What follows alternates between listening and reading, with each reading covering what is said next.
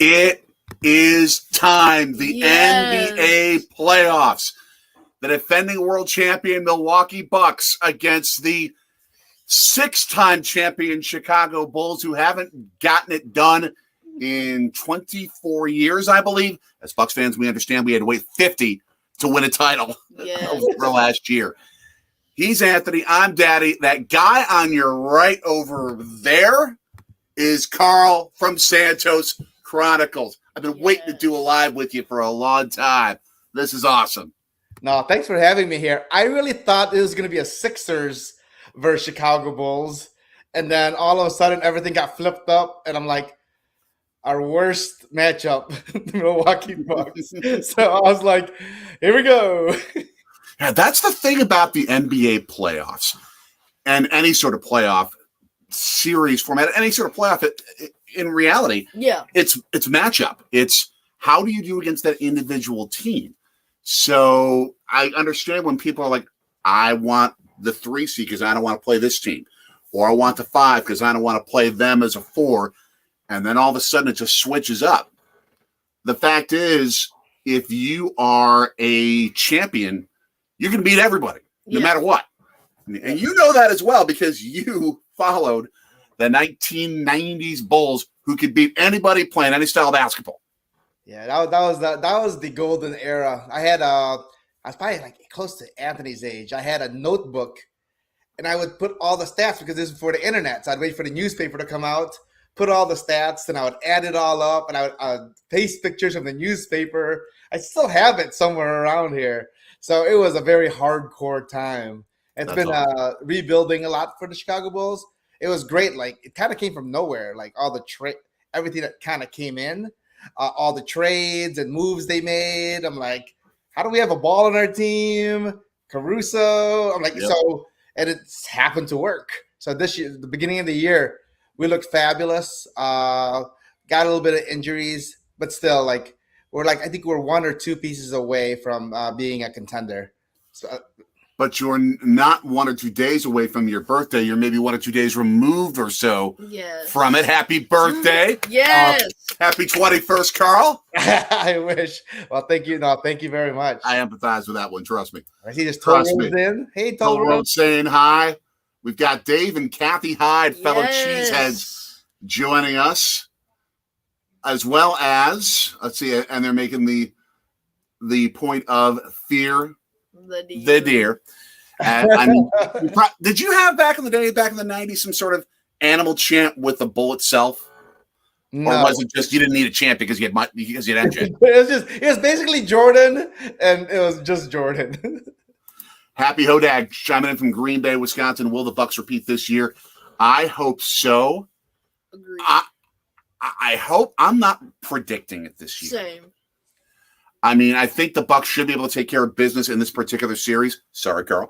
But I'm not seeing them being able to get past whoever wins in the West. I think Phoenix is a bit better. I think Memphis is dramatically better. And they've given the Bucks fits. Yeah. I don't know how much you've had a chance to see those teams at all. Yeah, the West has been tough for. I think since the Jordan era, minus a few LeBron years, the West has really been probably the more powerful of the 2 conferences. Yeah. And so, but yeah, it's gonna be tough. But I think you guys have what it takes. Just having a strong presence and that attacks is really good. I think for us, for the Chicago Bulls, it's more of we can probably shoot as well as anybody else on a good day, but it's just hard for us, defenses where the Bulls are lacking this year, especially losing ball hurt, and it's nice to have Caruso back, but to have a big, when you're 7-footers outside shooting 3-pointers, it's hard for him to get rebounds. Yeah, I don't blame you. Toll Road commenting, Carl, you're a Luke Longley guy. Woo, Luke Longley, 4-time champ. I think what I heard earlier on. I remember the 3. I can't remember. Was he the tail end of the the first 3? But I forget if he was there in 93 or not. Yeah, because when they said that he had won 4, I knew he was part of 3. It was almost like 2 in that old Bulls era. it was like basically two separate teams other than Pippen. I got two quick stories for you about those Bulls and connections to them, as the Toll Road commenting, Dayton's own Ron Harper and John Paxson, and then Dave and Kathy, who live about an hour from Chicago in Racine, Wisconsin. Don't forget, of course, Pippen and Rodman, arguably the greatest big three with Jordan in the history of the NBA, though I would argue the 71 Bucks could have matched or surpassed it. Kareem, Oscar, and Bob Dandridge. That would be the greatest 3-on-3 game in the history of the sport by far. But one story, real quick. Do you know which member of those championship Bulls teams I worked with, Carl? No. Stacey King. Stacey King has come to his own as an announcer. I did not know that. Announcer. And I had a sense he was going to be when he coached at the old minor league basketball team that I worked with, the Rockford Lightning of the CBA. And he was our head coach. The man was so loquacious, fantastic with a word, ridiculously energetic. I didn't expect him to become a full-time coach, but I think he wanted to enter the coaching business to understand it. Yeah. That way he could then become a broadcaster and be able to speak to that well. Yeah. He is exactly where he's meant to be as a broadcaster. He's phenomenal. Yeah. I mean, and I can sometimes get my vocal cords to reach up to the higher echelon and sort of that falsetto when I hear Derrick Rose. Yeah, I think he reminds me of like a 2.0 version of the late Stuart Scott.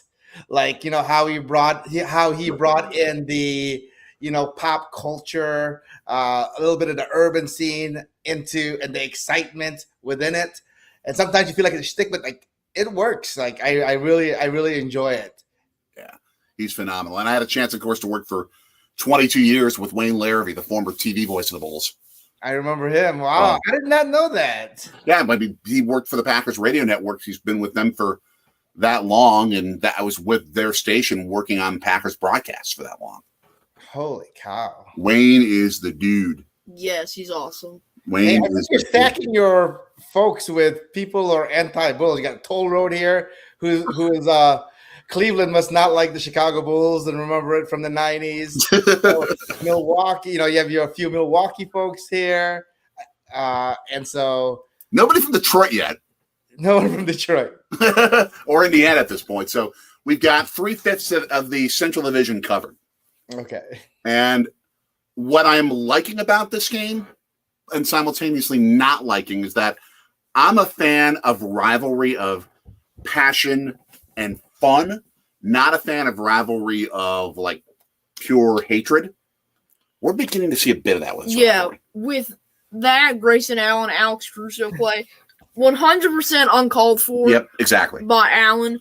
In my opinion, the Bucks need to get rid of him ASAP because he doesn't fit what the franchise is about.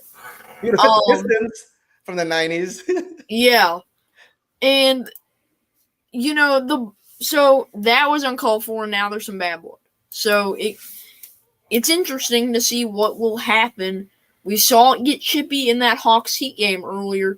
You can see right there, the Heat dominated, but Jimmy Butler, Trae Young had to be separated. We'll see if that kind of stuff happens today.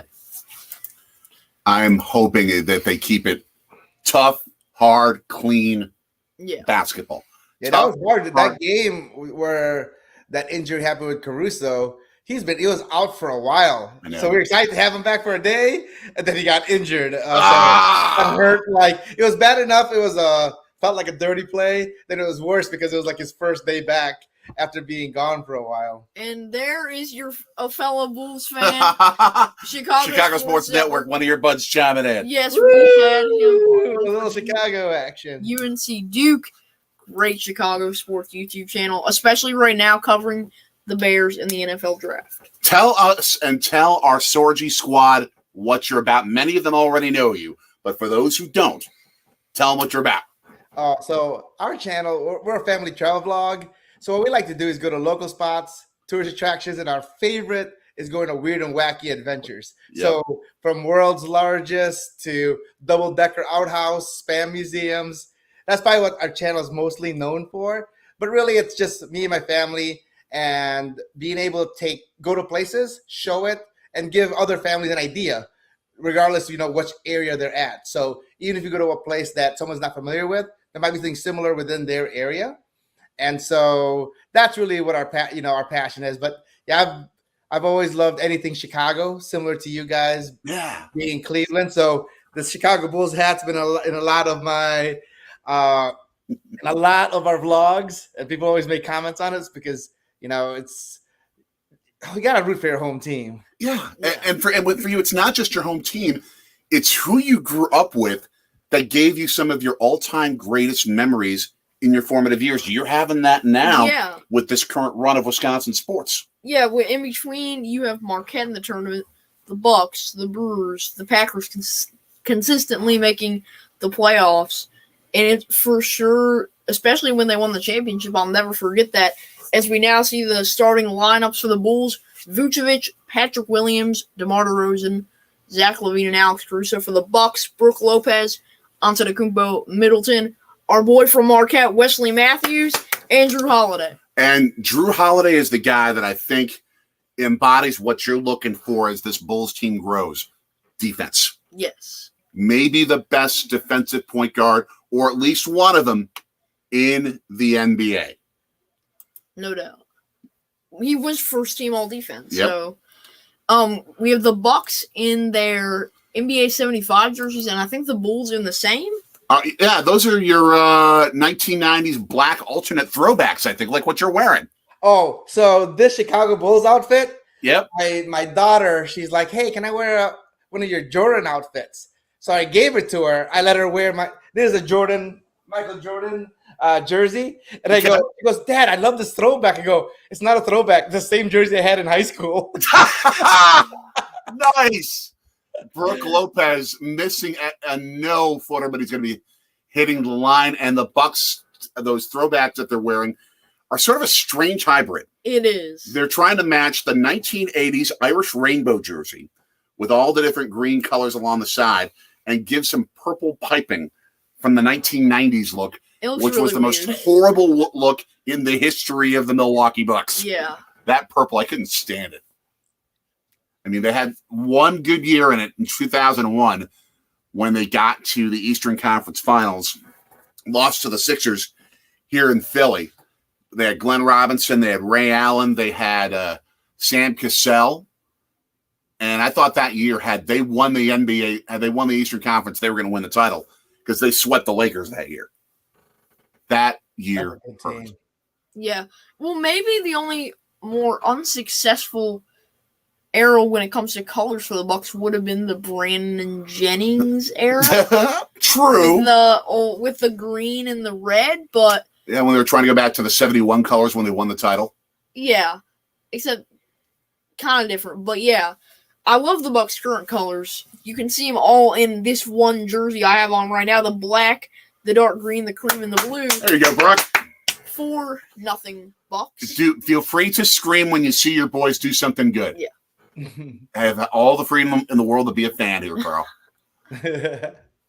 Oh. Mid-range. And you had no rebounders down there, Carl. Now, the rebound, I said, when you're 7-footers trying to shoot 3-pointers, it's hard to get rebounds. And the Bucks are up quickly 6-0. By the way, we should check our clock. What do you have on your clock right now? Oh, mine's I can't remember. I'm at 10:57. We just went. Okay, so we're about 20 seconds ahead of you. Let's try to move back a little. I'm not sure if I can. Let me work on this. You're not going to like what's about to happen in the next 20 seconds, Carl. Okay. I'll put it that way.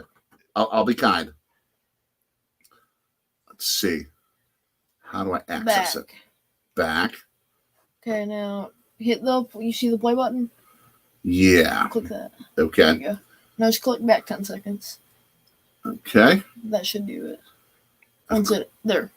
Okay. Okay. I'm at 10:27 going to break. Yeah. We'll try and check it again if we have to. Yeah, I think the problem with the Bulls right now is everyone's shooting layups on us. If you can't stop someone shooting layups on you, you're gonna have problems. Even though the league has shifted to more 3-point shooting thanks to Curry, which the Bulls can match. Like I think they have the outside shooting to be able to match a team. But from a defensive standpoint, when folks are just shooting layups on you at any time they want, it's hard to win the games, especially the really good teams. That's why I think we had a really good record. Yeah. Starting at the beginning of the year is because, we beat the team we're supposed to beat. But when it came down to the top teams like the Bucks, we didn't fare so well. Yes, as we have the toll road in the chat saying, Carl, can we get a doubles? I need my little mustache. Oh, I mean, even as a Green Bay Packers fan, Wisconsin sports fan, greatest sports set of skits of comedy I have ever seen in my life. I forget where this was brought up in our chat. Oh, this might have been with Chicago Sports Network, but during a previous, I think the Final Four game that we did. And do you have a grass skirt at home to impersonate Chris Farley doing the Da Bulls dance with Michael Jordan? No, that I do not have. Nice. Oh, it brings me back in the old days. Nice. Now, of course, this is also Easter Sunday. We just had Passover for our friends who are of the Jewish faith. Ramadan is going on. Our friends of the Muslim faith, of Islam. Have you celebrated anything today? And if you did, what's been on your dinner table? Is that to me or to the chat? Everyone. Both. Oh, no, for me, we just went to church. For us, we celebrated Easter. You too. My parents and Melissa's mom just left. And then so changed it from, nice church clothes to nice little Bulls outfit here. Yeah, we almost immediately switched. Yeah, we went to church, grabbed some pizza, came home, and then after we ate, got in the Bucks clothes. You had a Bucks and 6 shirt on, and then got Coke all over it. Had one of those incidents where the 2-liter bottle. I rarely drink soda, but a 2-liter bottle that decided to fizz up and jumble around. And I didn't give it enough time to settle. How did you not know that if it's upside down, if it hits the floor, it won't explode? Well, I knew it wasn't going to explode itself. I didn't know how long it would take for it to stop the fizz, and it was a much shorter time. Adorable kid alert on the live broadcast, but I didn't realize how much time it was going to take. Until you opened it until it wouldn't fizz, and it just. Oh my god! His wife, my mom, had just cleaned the kitchen last night. She wasn't happy. Yeah. Anonymami wasn't happy. As we have Bango with a big defense sign trying to get the crowd going. It is the playoffs, and Milwaukee goes all out. I want Bango and Benny Bull in a steel cage match. Oh, that would be amazing. That would be so much fun. With Robin Lopez there. Vucevic with Chicago's first points. 10:07 left. Because Robin Lopez loves both mascots. Yes. So And he loves wrestling. yes. He does And he loves Disney. There's a whole combo. We're at 9:55, Carl. Where are you at? 9:35. Somehow I caught up to your old one.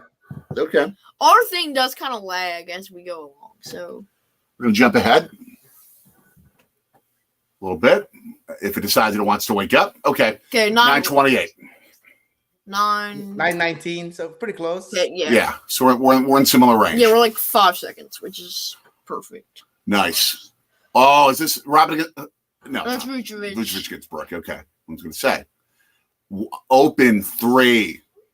Wide open three. Robin Lopez was with the Bulls, came to the Bucks, That's right. then went to the Wizards, and now is with the Magic. That's right. And his brother just doinked a long distance. Long distance doink. Brooke Lopez coming off of, I'm pretty sure, back surgery. Been putting up like 12 points a game, so pretty good. Nice. 11-5 Milwaukee, 8:42 left first. That is where our collaboration was, the toll road. That would be correct. It was one of two collaborations. Oh, that's true. The other, you are still sifting through some of those card boxes. Carl was so incredibly generous. Yes. Thank you again. I've been like my friends and I will be talking about our sports cards, and I couldn't find my Michael Jordan card for 2 days because I had so many to look through, and I kind of sorted them, but not fully. And I'm like, huh? So yeah, that's my summer project: is logging all of my sports cards when we're not traveling. Oh yeah, Giannis not getting the 3, but the long distance rebound. That's the thing that this sport has also changed, is the rebounding game, because of how long these rebounds go. There you go, Brooke. There you go with the ugly purple along the side piping of your jerseys. $14.5. Man. Oh, wow. The one thing that I wish, if we were still living in the Midwest, if somehow we could pull off we could have gotten tickets to this series. You're the type of Bulls fan I wouldn't have had a problem bringing with us to. Yeah, I told my wife I might disappear after work. I work downtown Chicago again. Okay. I might just happen to get a ticket. I might just go to see if I can catch a game. Don't blame you. Oh, and wow! With the slam. And Holiday with a beautiful feed, recognizing he couldn't get up a shot, and he's like just slithering through to Giannis. He'll athleticize himself up to the bucket. Is athleticize? Yeah, that's a word. Yeah, I think that's a word. We do have, just a couple minutes ago, a brand new score coming through. The Boston Celtics beating the Brooklyn Nets 115-114. Jason Tatum with a buzzer beater layup to win it. Wow. Buzzer beater, half layup, half dunk. It was like a hook layup dunk kind of thing. Awesome shot. And now and Kyrie Irving just stood there. Nothing, could have walked him, just stood there. Well, I don't think he really wants to be in Brooklyn anymore. There are lots of free agents. We'll see what happens. Both of our teams have needs to fill. But first, I think we got to get through these playoffs and see who will be crowned the champ. 18-5, Bucks, 6:18 left in the first. This game, Carl, is being played 90 minutes from Chicago inside one of the newest arenas of the NBA, Fiserv Forum. I'll argue it's the best in the game because I'm a homer, of course. When did they build? When did they open this stadium out? I don't remember. 2018. 2017, 2018, that neck of the woods. Yeah, I think it was 18. Yeah, that's really pretty new. Our first year there was the year we lost in the Eastern Conference Finals. And it is such an open concept arena in terms of the bars that they have and the restaurants, the ability to still observe the game as you treat the stadium like a 17,500 seat bar in a lot of ways. Oh my gosh. The man from Marquette, this is Mr. getting Wesley bad. Matthews. 21-7, 6 minutes left in the first. But that's going to be Levine changing that. Yeah, what's your guys' time? I'm going to try to match mine with yours. 5:50. Oh, wow. Now down to 5:42. Okay. I think we are now synced for now. Awesome. Okay. But I'm guessing you've probably been to some Bucks Bulls games at the old Bradley Center. No, I've not gone. I've gone to see the Brewers play. Okay. And got booed when I got to the Jumbotron. Oh, that's right. I snuck in with my Cubs outfit, and the whole stadium booed me. It was great. Well, much like Miller Park, or American Family Field as it's now called, is often invaded by Cubs fans. Yeah, they hate it. You guys hate it. Were invaded by Bulls fans, especially back in the 90s. Because you couldn't get tickets. Yeah. To see Jordan play back then. Yeah. I mean, it was a hard ticket to get in Milwaukee, but yeah. That's where my first NBA game was. Tolworld saying his first NBA game was back at the Bradley Center back in Milwaukee. Now, how many times have you been to the UC, the United Center? Me, I try to do one a year, 20 years, probably like 30. Okay. Nice. Yeah, I tried to do it more. Then this year I went to one, and then it was my daughter's first time, and she's finally playing basketball. Yeah, it's great to see her. She gets, she's losing interest on kids things, and now getting into like basketball and learning the players. That's It's awesome. Great.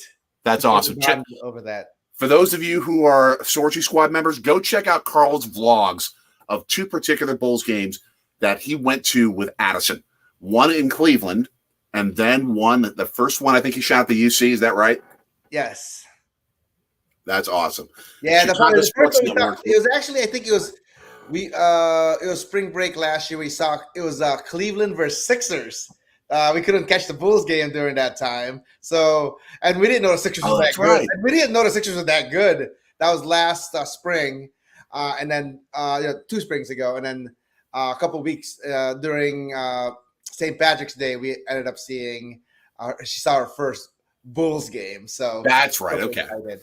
And were they wear the green jerseys? Yeah. Yes. Oh, sweet. Nice.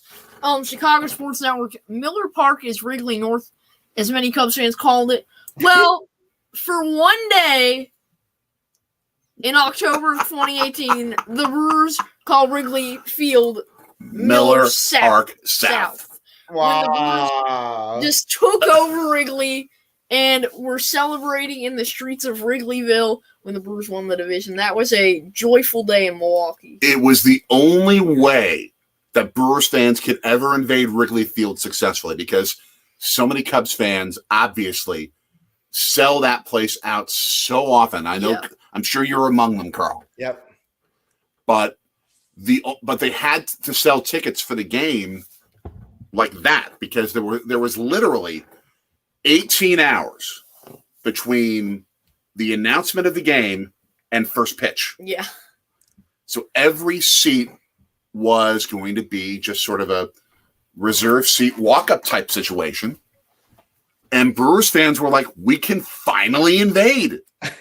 We can finally do what they do to us. And Cubs fans were so confident that they would beat the Rockies in the wild card game that they ended up losing, that they had already bought the tickets to Miller Park, and you had to work the game, but my grandma was in town, my mom, my grandma, and I. It was like a Thursday night, and they were selling playoff tickets for like $40 a pop. We're like, okay, we're going. Saw the Brewers hit a walk-off in Game 1 of the 2018 NLDS. We made this point in our very first video. If he ever goes to a playoff game, a Brewers playoff game, 2 things are going to be guaranteed. 1, it's going to go extra innings, and it's going to go like 4.5, 5 hours. And 2, the Brewers are going to win. He is 2-0, both games 10-inning walk-offs. Yeah. Now, so let's see. You've been to about 30 Bulls games. How many would you say are the Cubs? And I assume Cubs more than White Sox for you. Yes. It's in Chicago. It's hard. It's kind of like, it's hard to be a fan of the Jets and the Giants if you're in New York. Yeah. In Chicago, you have to pick sides. Yeah. Very rare. It's middle. I like both teams, but I'm always more of I lean more into the Chicago Cubs. In 88, I think it was 88, I joined the bandwagon as we got to the playoffs after a 10-year stretch, and then we got swept by the Giants. And then I've been in misery for about 30 years. Some people never saw them win a championship, so it was finally great to see it. Yeah, in my lifetime. So it's like, the Sixers interested me immediately when we moved to Philly, and I started, hearing the buzz about them because they were good. And you have a reason to be a fan. You live in the city, but sometimes it's hard to watch a team and become a fan of a team when they're bad. Yep. And I've always liked the Bucks, but I really started watching them on a nightly basis when they really were making the playoffs every year. Even though I might turn it on every once in a while before, it takes a team winning unless you're a really, really hardcore fan, to actually watch it, and it turns people into hardcore fans. Yeah, whereas for me, I'll watch it no matter what. Yeah, I love the teams no matter what. I'll be happy especially when they get the job done, but I'll watch them no matter what. Now, but when you're like a 7 or 8 year old, it's kind of hard to think that way. Hey Jay, do you know I think it's really impressive for the Bucks to be so good, especially the last couple of years. considering they're not one of the big markets as Chicago, LA, New York, because usually there's not much money in it, especially for like baseball for sure. Right. Way for the NBA. I think we've come to an era with the NBA because it may be outside of perhaps the English Premier League and maybe you're clapping for something, which means it's sad for me. But and perhaps La Liga. What a tip in! Wow, with 3:18 left, 27 to 15 now. Bucks over the Bulls. How did I get to 50 seconds ahead of you? Man, our thing just slowly just goes like lags. Yeah, we're using sling, but really with the Bucks, because the game is so global now. Because it is the most beloved league, perhaps outside of the English Premier League, it is globally followed. You can be in the smallest market in the NBA and have a massive following,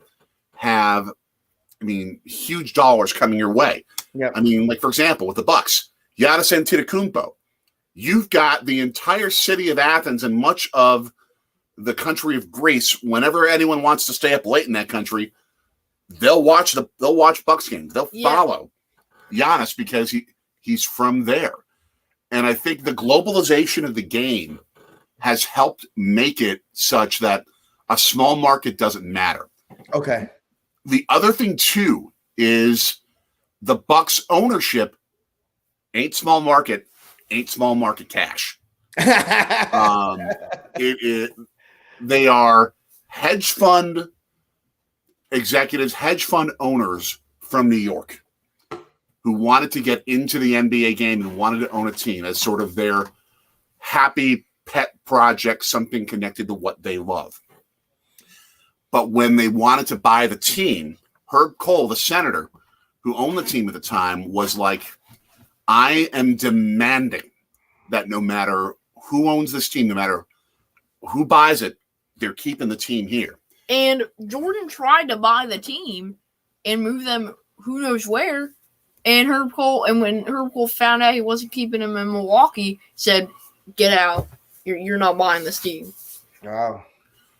So you've got big market money and globalization helping small market teams be able to compete. Whereas 30 years ago, you know what happened.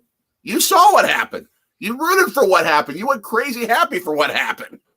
And Bobby, Mr. President of the United States. Bobby POTUS, as we joke. Yes. Like, what made you a Bulls fan back in the day? Obviously, someone with the initials of MJ, but yeah. No, my dad. He would watch it all the time, so I just kind of watched it. Awesome. And before I knew it, I knew every player. My dad would be yelling about Brad Sellers, how wide he keeps putting him in. And then Nice. And then eventually, that MJ, it was really my dad, like, being a fan, because the Bulls were not good.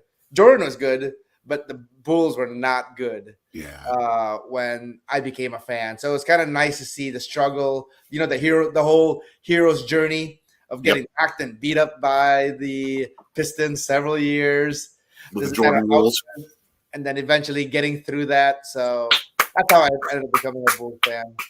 POTUS. Bucks doubling up on Chicago now, again, 32-16, a minute 17 left in the first period. I'm going to go get some water real quick. I'll be right back.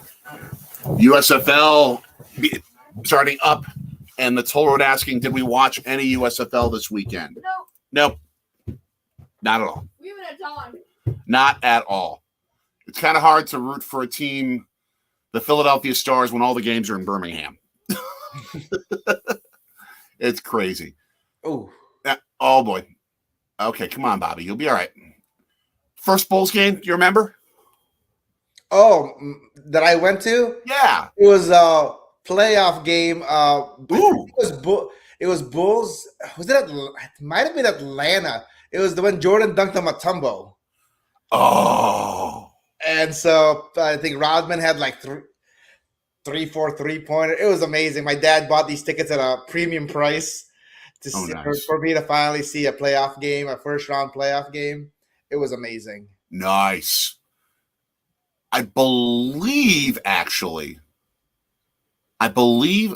long distance 3 for the Bulls. He hit that thing from like Mequon, if you know the Milwaukee suburbs. Or in your case, it would have been probably like Northbrook. Wide open for the dunk. Oh, Drew Holiday with the feed from Portis. My gosh. I love that kind of basketball. I love spectacular, flashy team basketball. That kind of passing, just when a guy can get that wide open. It's crazy how the game has changed over the years. I know. That kind of play that you just saw is even more reminiscent of like the 80s. I'm back. Back when the Lakers and Celtics played, and the Sixers as well played year after year after year in the finals. And they played up and down, flashy, fun, but team-centered basketball. Eye of water and jelly beans. Because why not? All right, did you do any sort of egg hunt or extra candy type stuff today? I stole all of Rosalie's candy. No, she shared. I said, hey, you going to share the bunny with me? She's like, yeah. I call it the dad tax.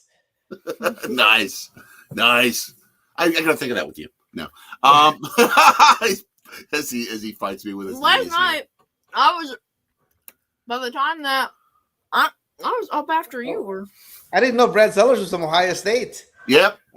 As was another former Bull, Dennis Hopson. Back from the 90s.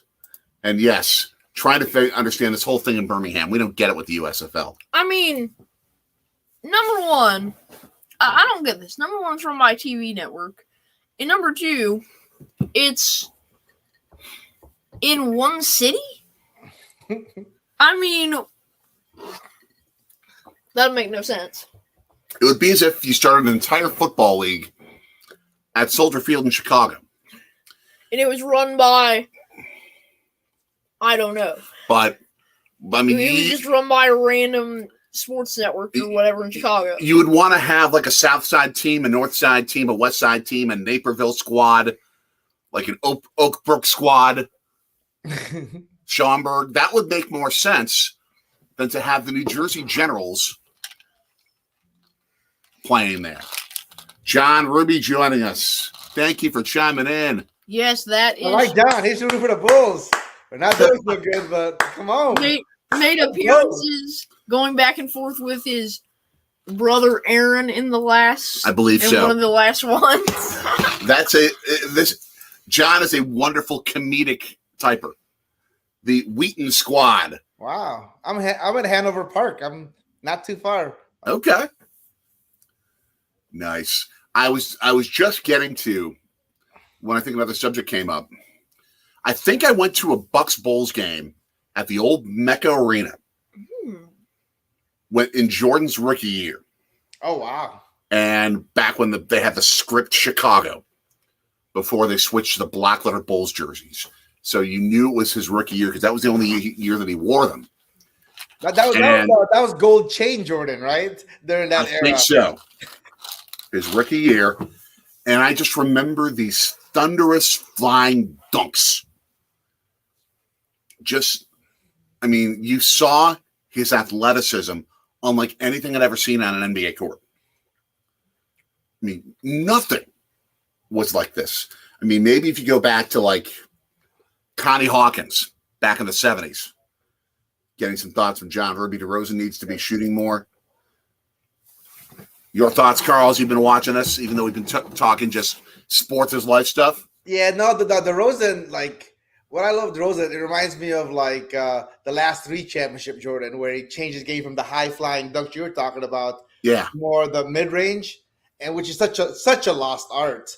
So it's kind of weird, like when someone that shoots a mid range, it's like a special thing because everybody either dunks or shoots 3-point and half courts. Okay, I got to bring this up.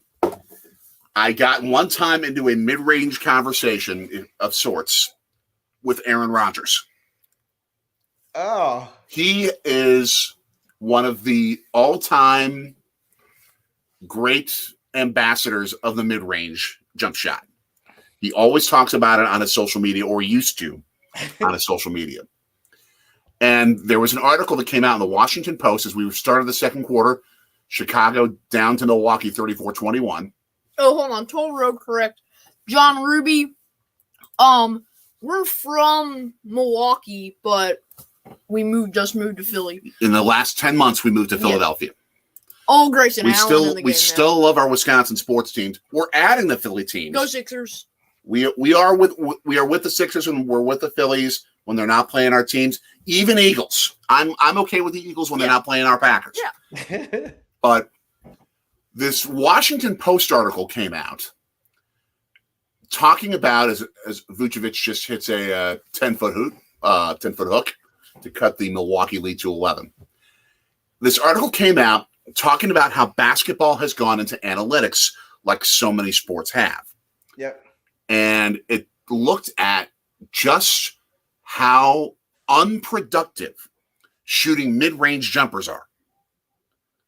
Because your shooting percentage is going to be so high when you're really close to the bucket, and you're driving the bucket, and you're dunking. And your shooting percentage has increased so much around the three-point arc that it's only a little bit less than the shooting percentage of, another Giannis dunk. Beautiful feed inside, too. Who was that? On who? Who fed it into Giannis for the dunk there? Oh, I actually didn't know. I was looking at the chat. Already near double-double, 11 points, 9 rebounds. But go ahead. You had this, I mean, it's been proven now that the three-point shot is almost as effective in terms of percentage as the mid-range shot, and you get 3 points out of it, not 2. That's what I saw. Well, same. And so basically it's led to the death of the mid-range jumper. Well, of course, Aaron Rodgers is forever the John the Baptist of the mid-range jumper. So I tweet him about it, and I'm like, sorry, dude, the mid-range jumper is becoming a dinosaur. Well, he immediate retweet, quote tweet, hashtag fake news. Fake news? He fake news me. When was that? It was like 2016 or something like that. I didn't know about that. That's amazing. I mean, that's another YouTube channel. Great YouTube channel. That was pretty funny. When you said that's amazing. That is awesome. Great trick shot channel. Coach's Magic, the Tim Duncan mid-range bank shot was so classic. Amen. Nick the legend, Nick the mod, Nick the quick. Welcome to the chat. Happy Easter, my man. I know we already talked about what we got. And, yep. Nick and I were texting earlier about that. The Toll Road, my favorite. Nick and the Toll Road buds from the Super Bowl chat. You have to, Nick, you've got to meet Carl. This dude is a good dude. This is a truly good dude. And Nick, when I told you that a Bulls fan gave me almost all of the sports cards I have, that's the man. This is the guy. Carl from Santos Chronicles. Fantastic YouTube channel. Everyone, give the Swords You Swarm to Santos Chronicles. Go subscribe to them. Check out their content. Every Thursday, right? Yep, every Thursday. Thank you very much. No problem. We have on Tuesday a fun video coming out from, this is all I'll say so far, Reading, PA. Absolutely. We've started our baseball travels. We've already got 2 games in. Yeah. Oh, wow. 1 minor league, 1 major league, and 2 in the next week. Mm-hmm. So that'll be fun. Yes. Lots and lots and lots of travel. Nick, you know about it. Please keep quiet about our travels in the next week. Are you guys trying to hit all the minor leagues too, or is that just a cherry on top? That's just whenever we're not going to an MLB game. Yeah. See what's happening in minor league and college baseball. That's cherry. That's sprinkles, or as they call them here in the East Coast, jimmies.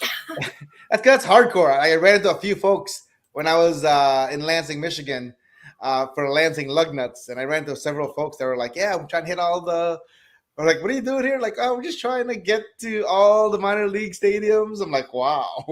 Well, when you consider this, if you add the different minor league levels, the MLB affiliated league levels, as well as the independent leagues, you're probably talking like 250 50 minor league stadiums. There's just no way.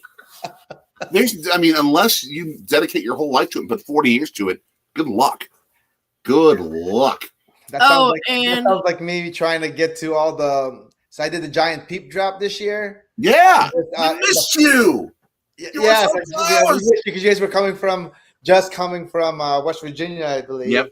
And then this year we're going to the giant taco drop in Arizona. So I said, that's awesome. How long will it take? So I researched it to see how many of these drops I can do. There's not enough. I need a couple more lifetimes. There's just so many. Now you are really going to appreciate. Did you watch Santos Chronicles latest? Not the latest. Maybe I did. I can't remember. I've watched so many YouTube videos in the last couple days that I can't remember what I did and what I didn't. Oh, and also quick, Nick Castellanos doesn't have a college degree. He just hits baseballs. A little aside, but the video that you just did, Carl, that with Santos Chronicles, is the world's most painted ball. I think I did see that. Is that a correct description? Yeah, it's called the world's largest ball of paint is the official title. Wow.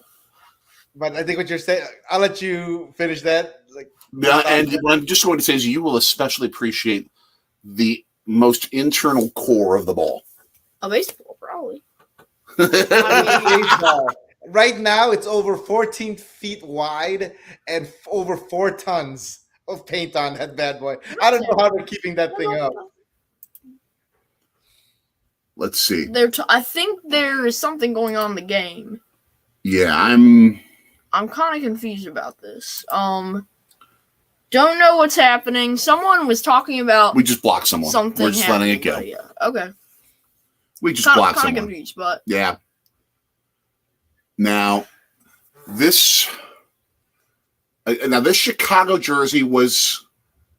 Did the '90s Bulls have the Chicago front jersey back then? Is that the one you have on, or did it say Bulls? This one is the Bulls. I think it's a similar one, and I think they asked that's Chicago. So this is the one I remember that they had, and then they went to a striped one. They had a I remember that one that they had. They always have so many. Start losing track. They all start. It's got to be like 6 or 7 jerseys a year. 6 or 7 jerseys a year. Nick Almond, thank you. Thanks a ton. Now, yeah, let's keep this. Let's just, other than talking about YouTube and stuff, let's try to keep this YouTube travel sports and family oriented. Yes, family oriented. Now, the jersey that I've loved of the Bulls recently is the Bucks are up 36-27, 9:15 left second quarter.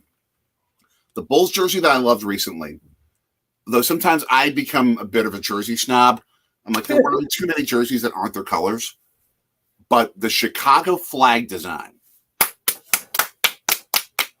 that's an awesome one.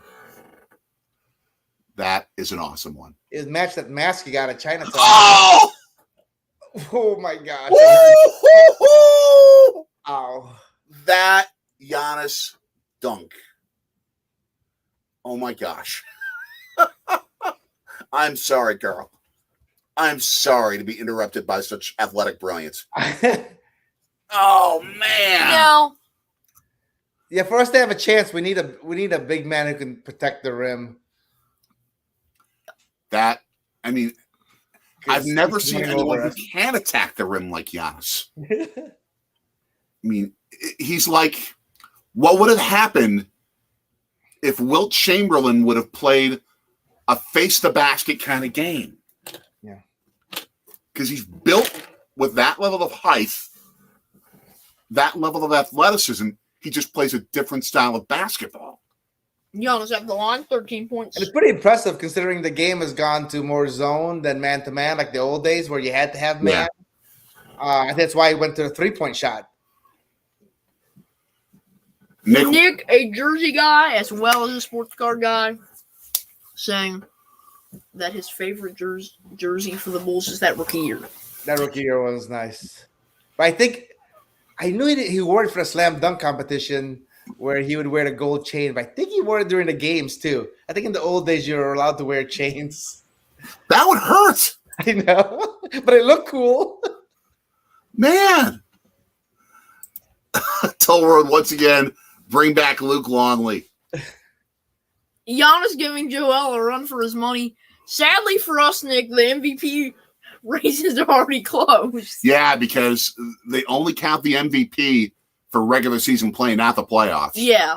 To all of those, anyone who doesn't know in the chat. And, what was I about to say? Oh, speaking kind of what we were talking about earlier a little bit, the NBA, we've talked about this on the channel before, such a different animal compared to the MLB and NFL because yeah, Toll Road. When Nick did the gritty for the Super Bowl stream, sent me the video because we reached our goal of $1,000 for Sunshine Kids. Nick, Carl, will you do the gritty for us if the Bulls win tonight? Which one is that? Gritty I've seen that. What is the origination of that? I don't know. It might be Fortnite, I think. It could be. I think Is it Fortnite? I've seen it at many different places, but I just never knew where it first came from. 38-28 Bucks, 8:15 left. You've become a master of the gritty. Or did you actually just say that? No. Well, to me, I would say so. You did the gritty in the bloops of our last vlog. Yeah, really bad gritty. That can't be worse than me trying. I haven't gotten anywhere close to the form that Nick has. Nick describing favorite Bulls players, D. Rose, or as Stacey King, the voice, the color commentator of the Bulls TV broadcast, would say, Derrick Rose and Joakim Noah. Yeah. But the NBA is so different because of the fact that it's a partnership in between the star player who usually signs their Supermax deal with the team. Ooh, long distance 3. And it becomes a really $28. long-term partnership for most teams. And it's and the Bucks didn't buy a championship. They built one. Really. They drafted Giannis, traded for Chris Middleton way back in 2012, 2013. And kept moving up, got some pieces, and then traded for Drew Holiday to finish it off. And Young Boy did it. Okay. So this is a normal Chicago Bulls game. We're always down by 20 to every game. And the bad teams, we come back and win. And the good teams, we come back and not do so well. But it's so frustrating. We never. Yeah, why do they start so slow? Hurts. Why do they start so slow? I have no idea. Man. But they generally do a good job of coming back. But it's so frustrating. You can't get yourself 10 or 20 behind every game. Wow. We should have done this Ooh, beautiful give and go and the putback by Chicago. Did that count? Yep. Oh. We should have done this at the start of the game, but I think we should give our series predictions. Everyone in the chat, give us the predictions. I'll start it off. I've got the Bucks in 4, but just looking at the season series, Bucks swept. I think it'll happen again in the playoffs. I see Bucks in 5. I can see Chicago winning one in Chicago. Okay. And I think that giving one to Chicago is probably the more generous of the consensus in the sporting's world.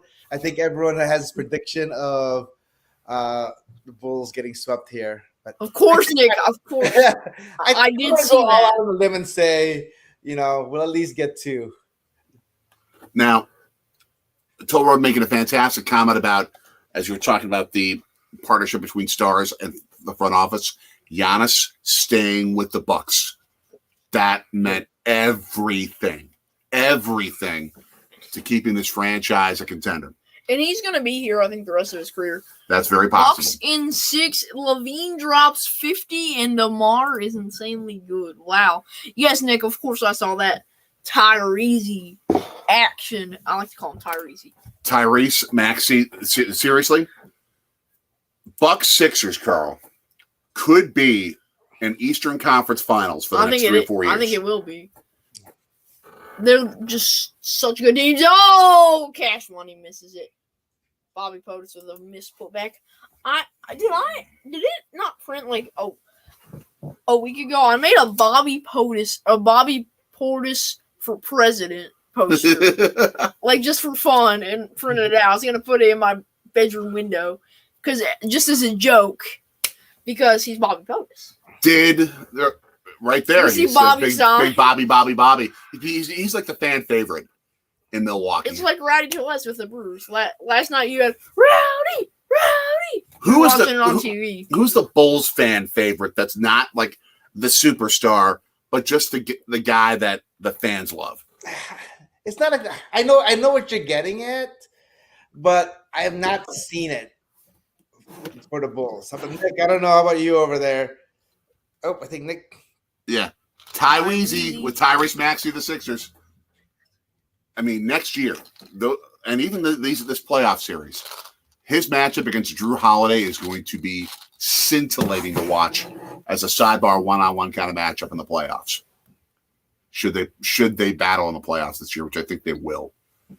But I mean, every team in its history, if not always, has a player who's sort of that fan favorite who you would never think would deserve the accolades, but is just so relatable to the fans. Like I think about with right now the Bucks, Bobby POTUS. When I was growing up back in the 80s, back when the Bucks played in the Mecca, Paul Mokeski. Remember him? No. Oh, dude. Built like me, but with probably about a bunch of pounds less. Had like this sort of like ridiculous huge hair, like a Polish, because he's I believe fully Polish. Attempted at an afro, which was crazy. Just this lunch pail guy who couldn't do much but shoot mid-range and inside, but would just bust his tail down low and was just this competitor. I mean, just a beloved guy like that. Like back with the Brewers. People with just amazing personalities like Nigel Morgan, Tony Plush. I'm sure you remember him. No, I don't know why I'm. Oh, you blanking out? 45. I turned 45, and all of a sudden, my memory is shot. Well, your memory's probably filled with law book information. Yeah. As well as what your kids need, which I don't blame you. Yeah, Nigel Morgan with the Brewers in their 08 to 11, that kind of range, when they're always in the playoffs. Nick, I do love Joel Embiid, though. I don't care about the Ben. I love that line. I don't care about the Ben. Talking about Ben Simmons. See, I don't care about him at this point. Carl, sports talk in this town was dominated. Oh, that's a foul! Oh, Bobby POTUS with the goaltend. Chicago's starting to push back. No, because the shot didn't count. So right, but they're down 7. Chicago's coming back, Carl. They always come. I told you, we're always down 10-20. We always come back. And there's a load of time. You usually give us a run for our money. This year, you've given us a run for our money, and then we just kind of get there at the end. You see Grayson Allen. Man, for Bucks fans, it's a love-hate relationship with him because he's one of our players. We got to cheer him on. But at the same time, he's not that kind of – he's not really a Milwaukee kind of guy. He doesn't fit the brand? Yeah. He's not Midwest nice. Yeah. He wasn't on my radar until that Caruso. I didn't know that all the history from before with him. At Duke, in the NBA, I think that the Bucks should just trade Grayson Allen for PJ Tucker, honestly. Bring back PJ. Yeah, bring back – I call him the king of Dog City. Nice. Dang, nice turn. That's pretty. Thanks, Nick. Why need Seth when you could have James? Exactly. 46-39 Milwaukee as we near the 4-minute mark. Wide open threes. You can't allow wide open threes, even though we missed that one. Yeah. I mean, but that's the other reason why so many teams use the 3-point game, because it spreads the defense out and you can create so many easy buckets.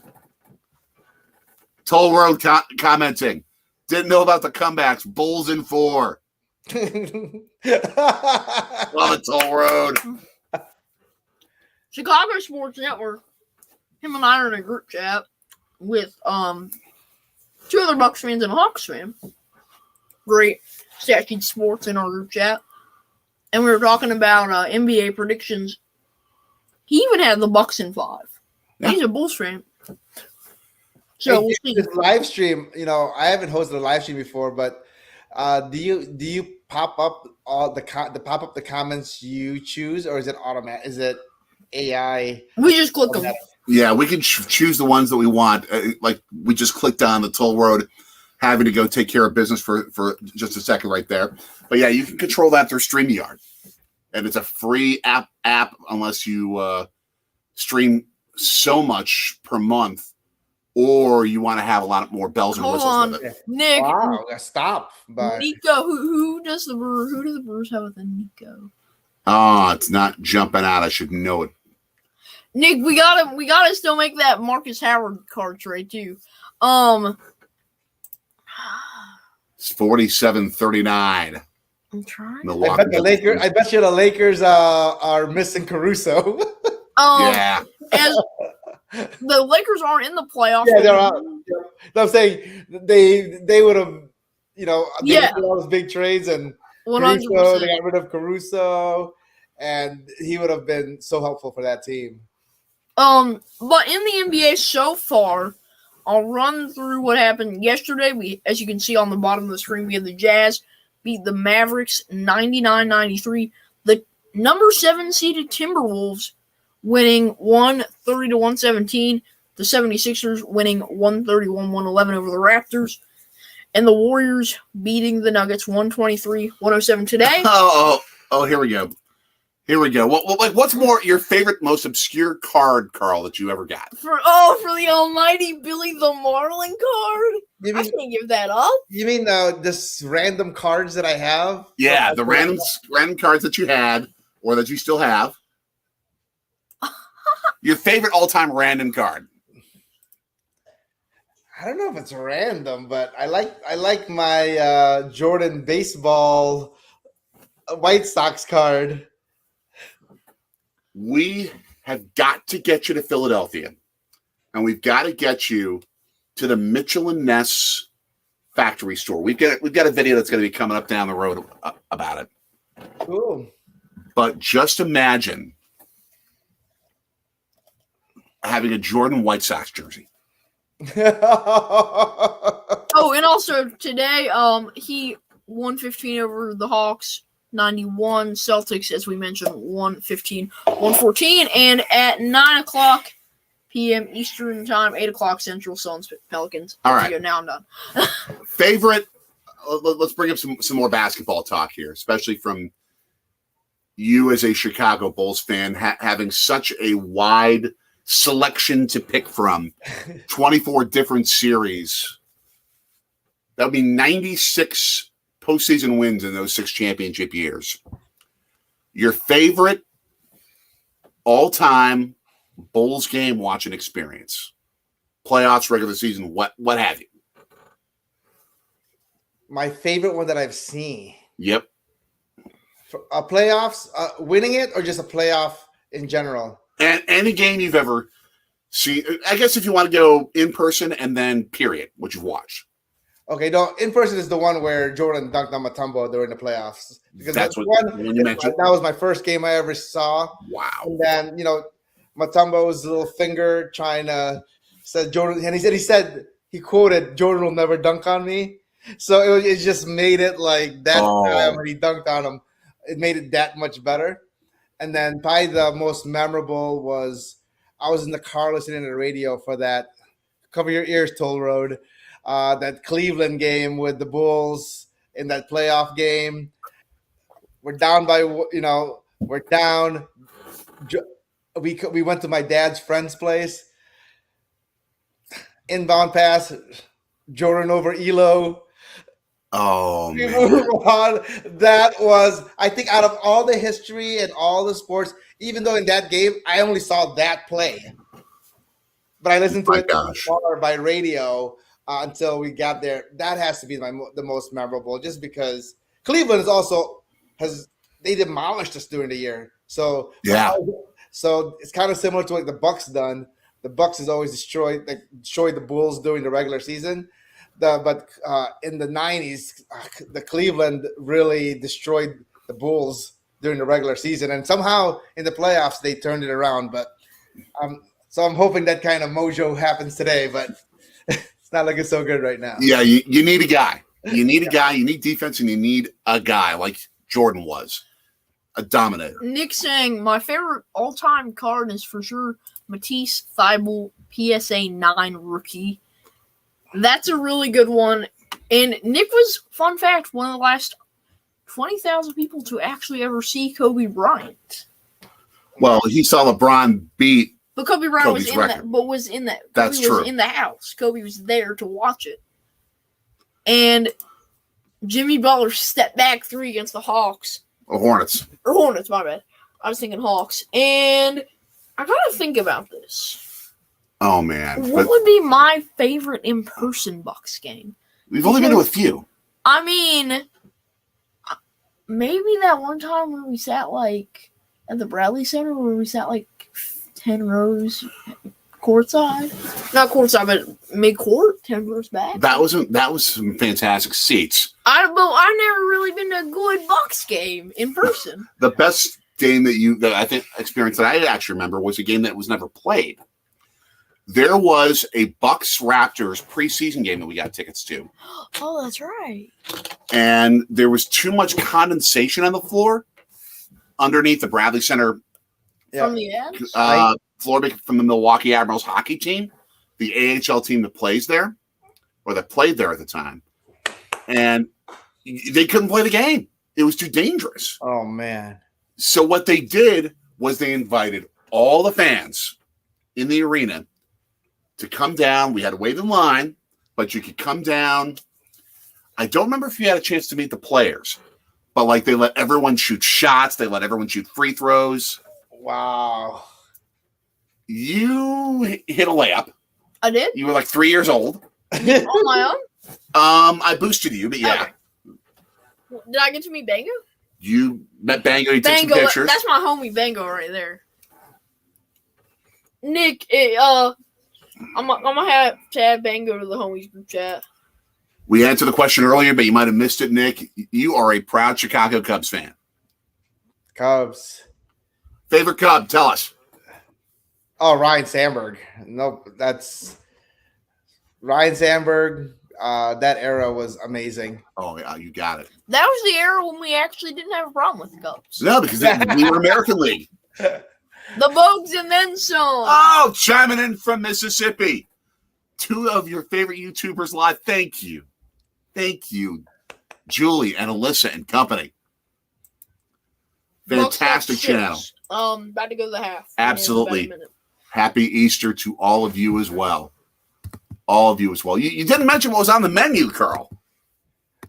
Oh, my wife, she's actually lost like close to 40 pounds right Great now. job, Alyssa. And so she is cooking great things. I think she has like little like fuelings in the beginning and then a nice dinner. So she made Korean beef dish with like cauliflower rice. I use regular rice, but it was so good. And my mom brought in like old Filipino pancit.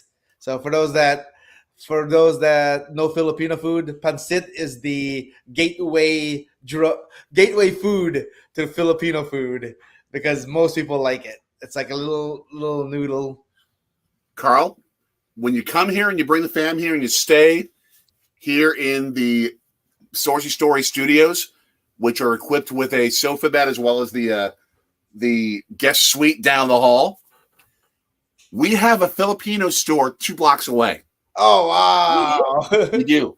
Actually, not 2 blocks away, maybe like 2 miles away. Okay. It's like 2 blocks from Rita's Italian Ice. That's what it is. Okay. we're going to have to take you there. We're going to have to learn Filipino cooking from you. Yeah, Bucks Rosie loves 50-43. the favorite thing, going to the Filipino store, because there's always like treats and Filipino snacks. So our 4-year-old loves it. Awesome. Nick, when you get the chance, send me the pic of the Brewers card you pulled, because I know Nick got a lot of baseball cards for Easter. Him and I were chatting back and forth, and he said he got baseball cards. Bulls could cut the lead to 4 by the end or less. Almost Beautiful denied. drive, but denied. Oh, man. The almost denial and then the real denial. Bucks could get it back to double digits at the end of the half. Don't play iso ball. Come on. Don't play iso ball. They're dribbling it out. Don't play iso ball. They're not playing iso. They're dribbling it's Giannis. But they know that. Oh, there you go. Connaughton. Oh. 0.1 second left. Giannis fine. He's fine. Yeah. He does that all the time. Oh wow, that's a lot of food. The Bucks and then some. We just had pizza and Italian. We didn't just have pizza. True, we had salad. We had prosciutto with olive oil and bread. We had the best pizza place, arguably in Philly. True, that's true. But we didn't have that much, is what I'm saying. We need to take you there, Carl, as well. Pizzeria Vetri.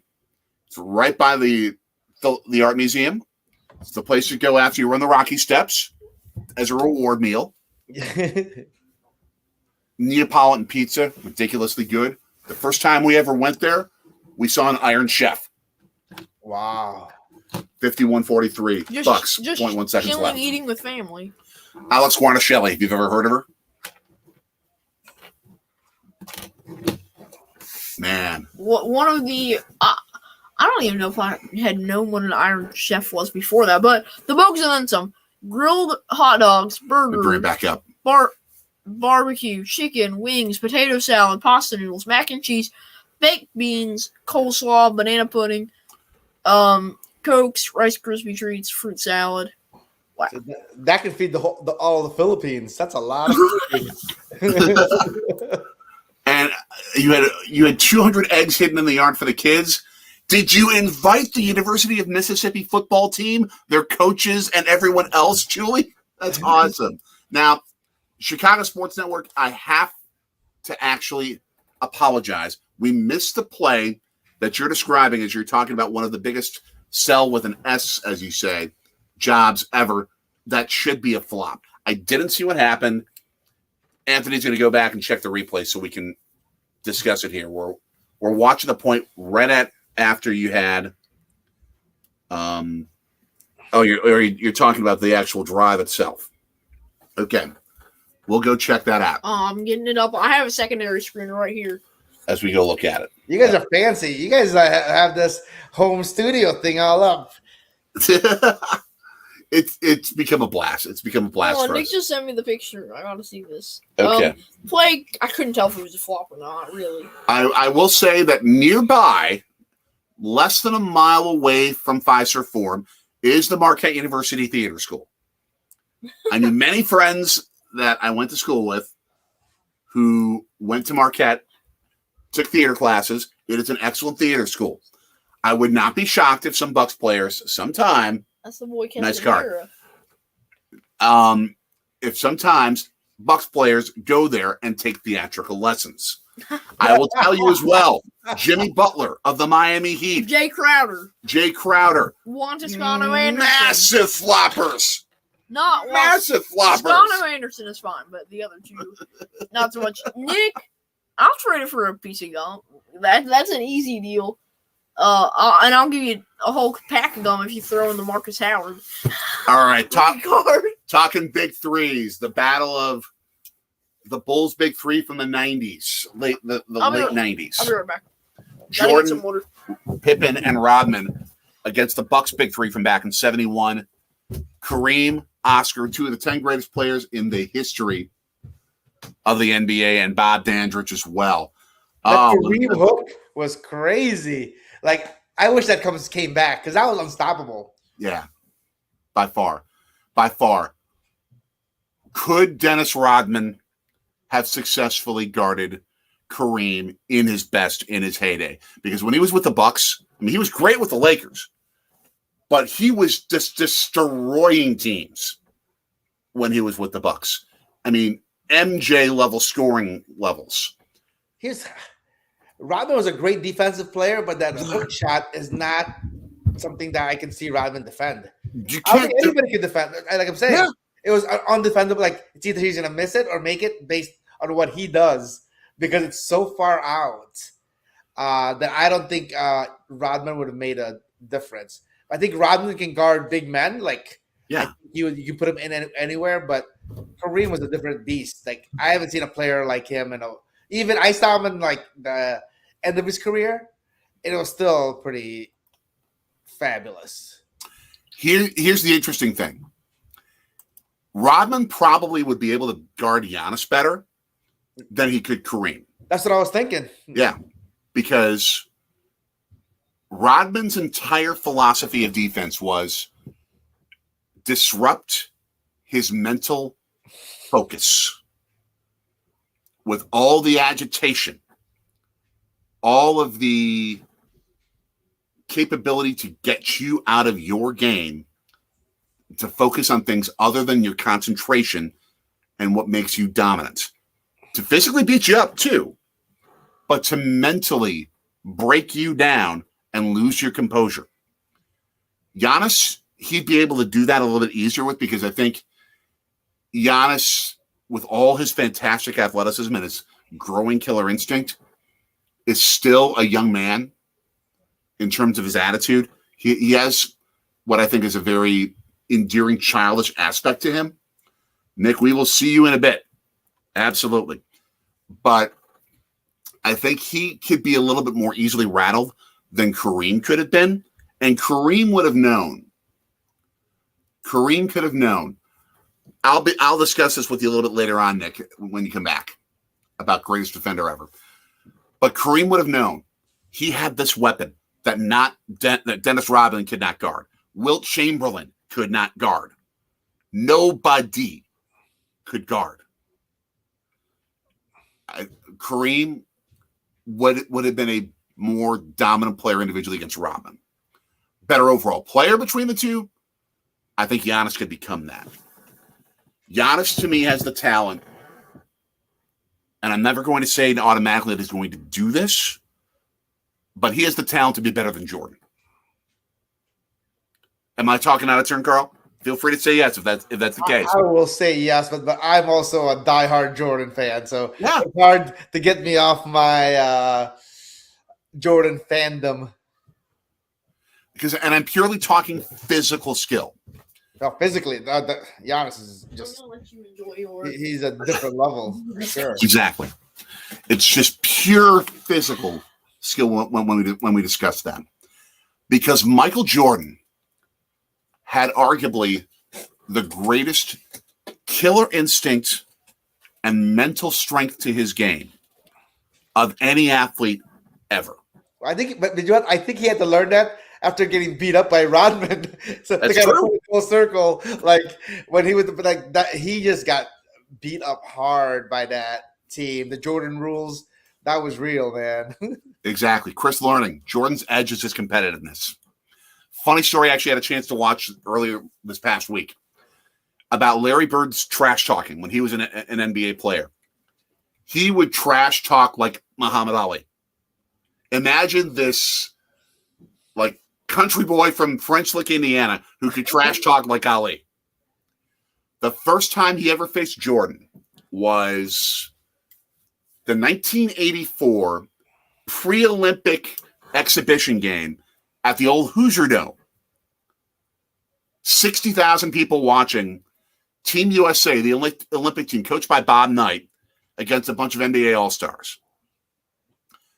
They're warming up, and Larry Bird is playing for the NBA All-Stars. And Jordan's ball from his side of the court during warm-ups goes right to Bird. Jordan comes up to get the ball. Bird grabs it, chucks it way on the other end. And Bird, I think, said years later, he's like, I did that because I knew what Jordan was going to be doing to me. I had to get the mental edge on Jordan. And I could imagine 90s Jordan, if it was dealing with 90s Jordan, to tell you what kind of mental edge he had, and you can describe this better than me, Carl, with beyond the story. 90s Jordan would have been like, man, you just killed yourself for the next 10 years. Because I'm going to come back and I'm going to dunk on you in this game. And I'm going to dunk on you again. And I'm going to dunk on you again. And do to Bird what Bird did to everybody else. Yeah. I mean, that was Jordan's game. And you saw that his whole career. I knew he was a good trash talker, but after seeing The Last Dance, it really I'm like, wow. But I was also as a kid, right? Like I was like Anthony's age during the era, from Anthony's age to high school, like that era. I was watching Jordan, and I was like, I never realized that it was like pumped up to so much levels. 'Cause you can't hear in the courts. They didn't have this great sound thing as they do nowadays. Right. But yeah, I knew he was a good trash talker, but I didn't know it was to the level it was after seeing Last Dance. And I heard that Larry Bird, it was more like legends, what people would say from interviews, how bad of a trash talker he was. Yeah. But it was that mental edge that made Jordan the greatest pure athlete I've ever seen. Now, here's where you and I are going to get into a massive debate, and you're not going to be able to stand me. Okay. Because of this. The best basketball player in the history of the game. And Nick, if you're watching, the best defensive player in the history of basketball was not a Chicago Bull. Just defense by itself or overall? Defense by itself, and okay, I think in general, greatest ever. Ooh, okay, that's all right. Bill Russell. And here's why. Best defensive player this game's ever seen. He could close to shut down Wilt Chamberlain. Nobody could close to shut down Wilt Chamberlain. They had to change the rules and the key because like Wilt Chamberlain. He was so dominant. And Russell was like, you know what? There are nights when he could get 30 and 35 on me, but it didn't matter because we won. And he was the greatest rebounder this game's ever seen. He would talk about how he was so many steps ahead of what the offense was doing. He knew what the opposing offense was and how it would operate. He had the rebound already collected because of how well he could position himself on defense 5 seconds before they took the shot. He knew what was coming. And he would just suck rebounds in like a vacuum that way. And because he was so strong on that end of the court, he realized he could score 25 a game if he wanted to. He could easily put up 30 any night that he wanted to. But he realized his game had to be reset and sacrificed on the offensive end for the good of his team. And so he didn't really say, I need to be the scorer. He let the other guys, and he had a fantastic supporting cast, but he let the other guys be the ones who would put up the points. And the Celtic fast break of the 60s, they put up probably more points per game for one group of players than any team in the history of the NBA. And it was Russell that would get that fast break going. The way that he was the best ever at two particular key pieces of basketball. And the other aspect of it, he made for the good of the team. He changed his game for that. And they won 11 titles because of it. I'm not saying Jordan couldn't have done that. He took 3 years off. Played baseball. 2 years off. He could have won 8 in a row. And that's totally true. He didn't, but he could have. 11's hard. Like, it's hard to argue when you get 11. Exactly. What did I saw that in the stats. Like, I didn't follow his career as much as maybe from we'll talk about Wilt Chamberlain. Kind of went back, looked at the stats. I've looked, and taking a look a few Oscar Robinson. Yeah, looking at these great players, but that's the first time I've heard that argument. So I'm gonna have to look back before I can give it. Of course, deference always to Jordan. But yeah, he could have. I think he could have had 8 easy if he just stayed for those 2 years in between. But Now, in terms of a pure, oh boy, we're just watching on the screen. Kyrie Irving flipped a bird at some fans in Boston. Oh, That's not good. Question. I saw. Can you scroll from the chat quick? I have a question. Sure. But from when I was gone. As we discussed, by the way, the toll road saying Jordan couldn't have hit a curveball. When Nick said JTA, my homie, what was he referring to? I'm not sure. I don't. I have no idea. And late to the game. Sorry, Julie. Bye, Julie. You're awesome. You are awesome. But Jordan was the best pure athlete, most mentally focused, and most dominant player, probably for a snapshot in time, that I've ever seen. Any athlete, any sport. I'd still say Bill Russell was the best for overall resume, though. But I don't blame anyone for arguing Jordan, and I see why. Oh, also, if my man Mikey is in here, I know he doesn't comment on this stuff, but if he's in here, Mikey, what's up? Toll Road arguing, and Carl, you can speak to this better than me. Hakeem Olajuwon and the Rockets won the 2 titles the 2 years Jordan took off. With Chicago beating Houston those 2 years. I think so. But I am a huge Hakeem fan. I believe he was from Nigeria. I lived in Nigeria for 3 years. So any kind of Nigerian players usually I root for. But Hakeem, that team was good. But I think Jordan just having an extra. It's hard. It's hard. During that era, that was like the peak. And he won 3 more afterwards. It'd be different if he was tail end of his career after the 3rd championship. But knowing that he took a few years off and then won 3 more, I think I would have to say that a lot more crying. Like Jordan hurt, poor Patrick Ewing, poor Charles Barkley, poor Karl Malone, players that I love and deserve to win. And if we lost, I wouldn't mind losing to those guys. But he stopped a lot of players from winning championships. You're bringing me back to years I loved watching the NBA and missing the NBA on NBC. That awesome theme. That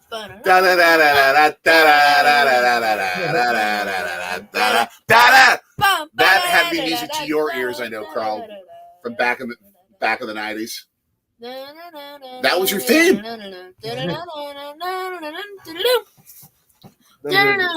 Would you say that the break helped Jordan, though?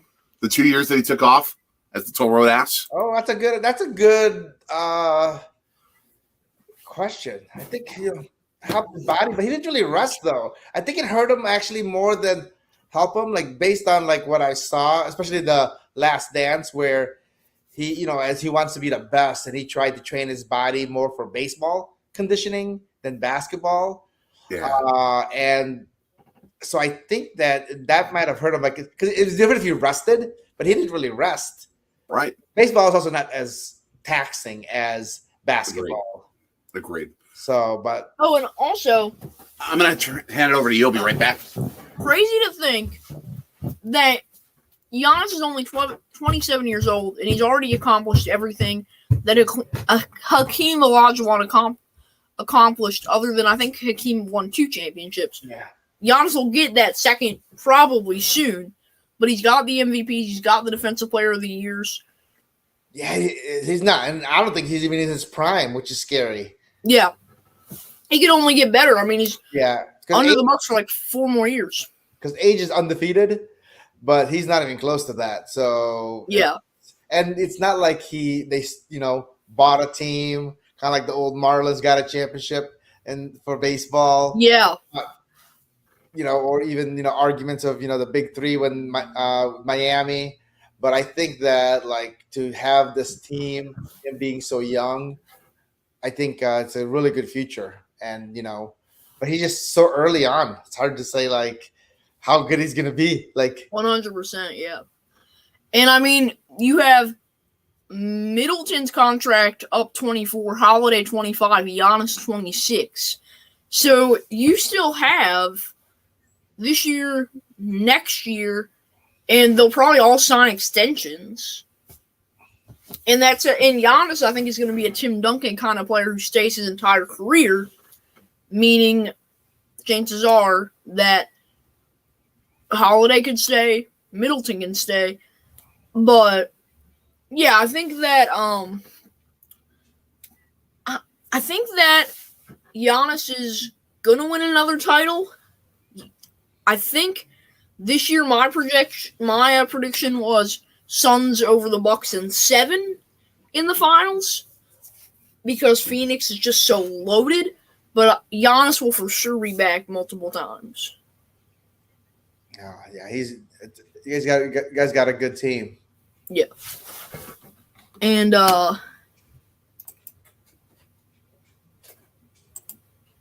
also, again, for anyone just joining, this is a Bucks versus Bulls live stream. Just pulled that up. We have like a double control center thingy. My tablet's a backup screen, and then I have the camera, and then we have our back room set up for just like showing comments. So yeah, kind of crazy, but Bucks versus Bulls live. You can see all the scores of the game so far right down below as Daddy is back. Liquefying myself, rehydrating a bit.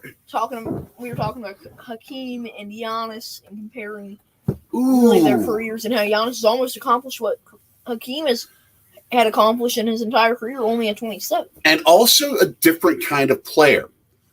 I mean, but they both have ties to Nigeria. True. It's kind of crazy.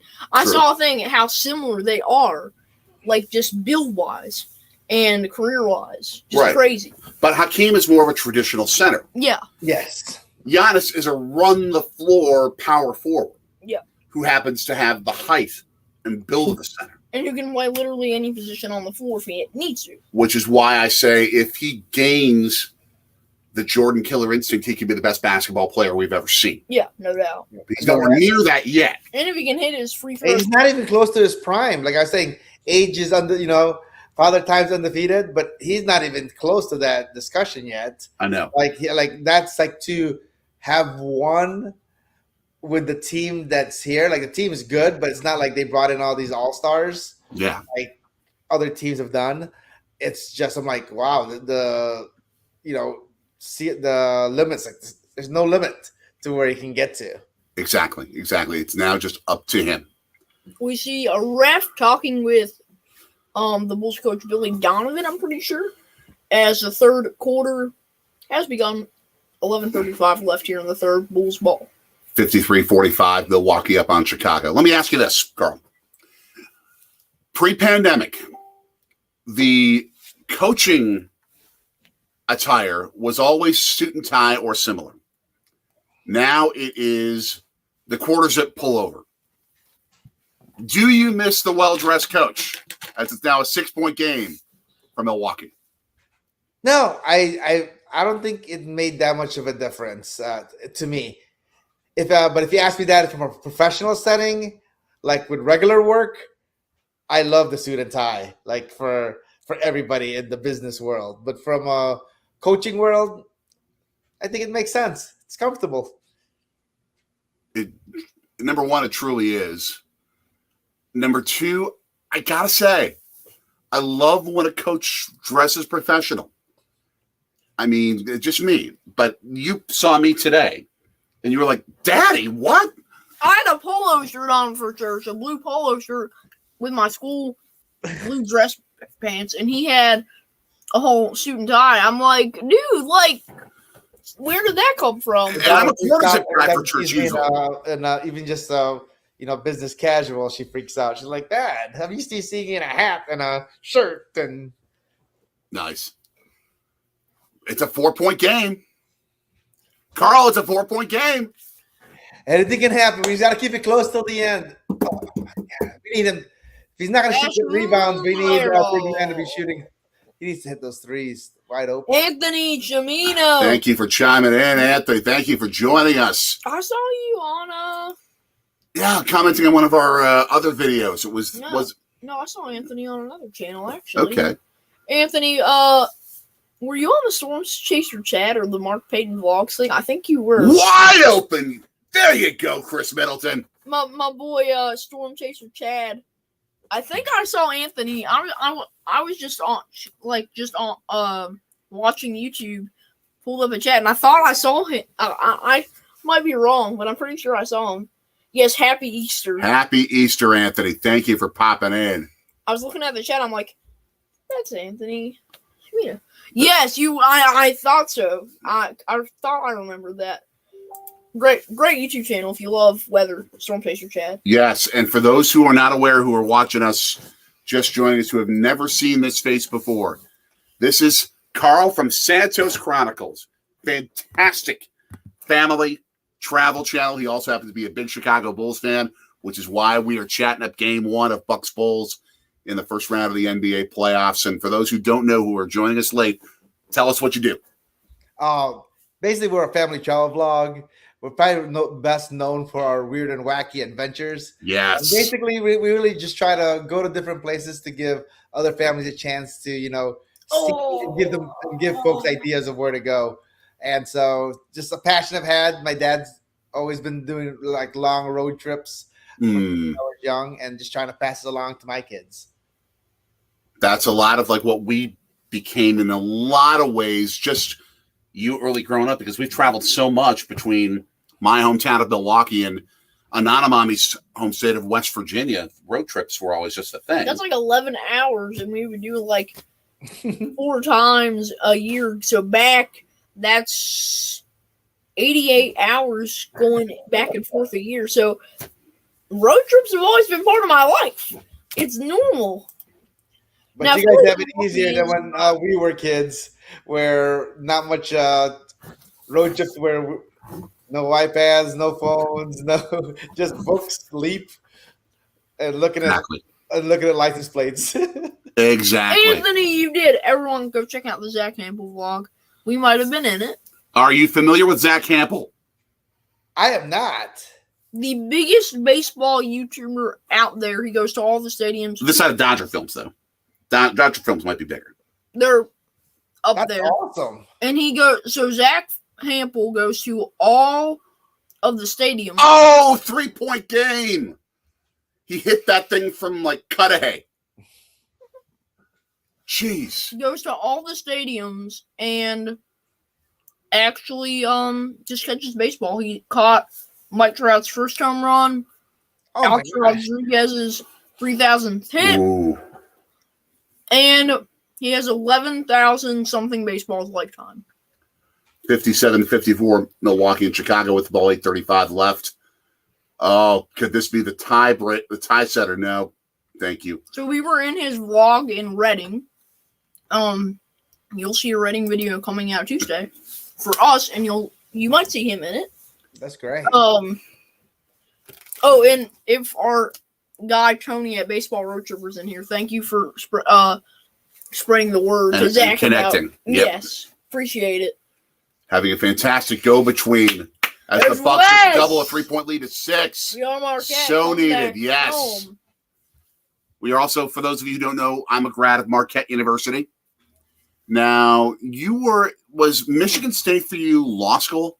Yeah, so I was Northern Illinois, where I went to for undergrad, and the law school I went to was in Lansing. So Michigan State was like my other team that since I was there, I rooted for.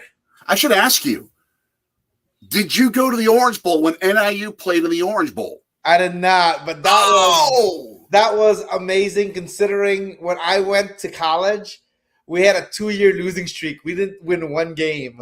Wow. For like 2 years straight, and then when we finally won, we tore down both the goalposts and put it in each of the lagoons. That's how bad NIU football was. So to see it go from there to the Orange Bowl, it was pretty special. Walkers. Yes, Adam the Woo, there's so many connections.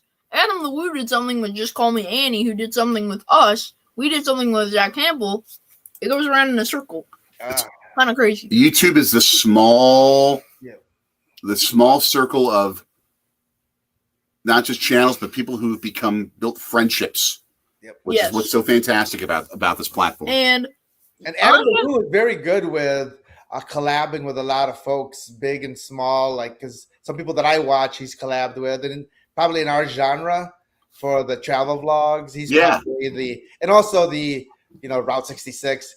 He's probably he's probably the top in my opinion that we all aspire to. So I really appreciate how he gives back. He's awesome. And the Baseball by Jack Campbell, that's the one book I do have. Amazing book talking about the art of the baseball, how to catch baseballs. Really? Yes, he has 3 books, and they're all about catching baseballs, baseballs themselves, and baseball parks, all sorts of great stuff. We went to one of his favorite parks. That video is coming soon. And Tuesday. We met him. Oh, no. Next. Oh, we're having 2 videos coming out? No. I'm talking about the one that happened after. Oh, yeah, that'll be later on. Yes. So, yeah,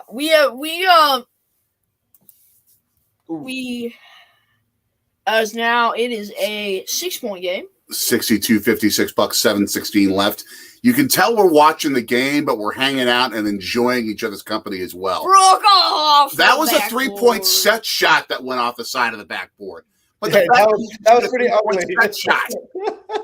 His feet don't have to leave the floor. That's what's amazing about that dude. I was about to put away my jelly beans. And I like him too. Like, he's more animated. Yes. Someone just posted that. I didn't discover him until I went to the Hillbilly Garden in Kentucky.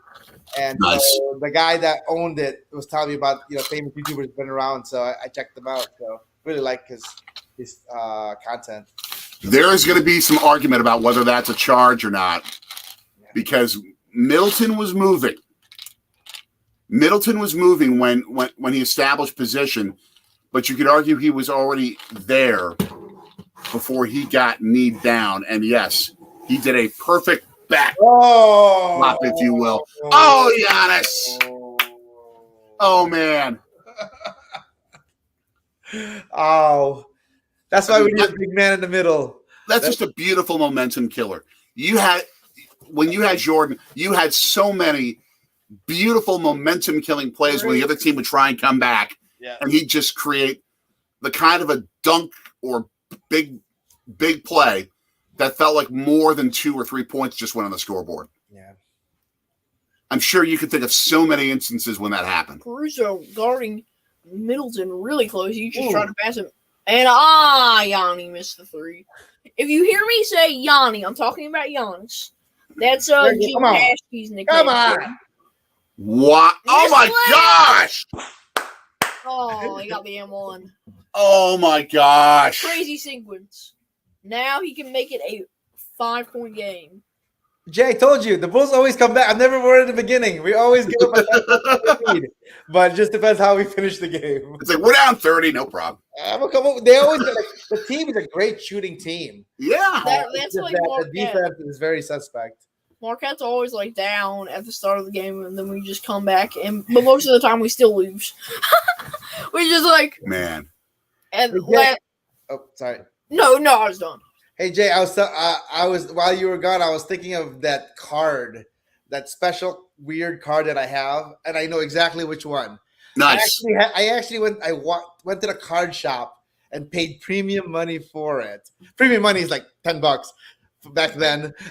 But it was the Bo Nose card with him with the baseball over. It was a score baseball card, and I have that one. That was my favorite. Like up to today, Bo Jackson's probably one of my most favorite players of all time. Just playing the 2 sport and how it's just too bad his career got kind of short with all the injuries. And he even became a White Sox at one point, but he was way past his prime by the time that happened. Yeah. Yeah, I got one of my grandma's friends just had some extra cards from her son laying around. She's like, "You want them?" And I opened them up, and I just see all these Bo Jackson cards, and I saw the Bo Knows one. I'm like, "Oh, cool." He's got it. A special card. I think every young kid back then had that poster. But so that card is amazing. And so now with the Jordan card you gave me plus that, now I feel like I'm building a good collection. Yep. Insane collection.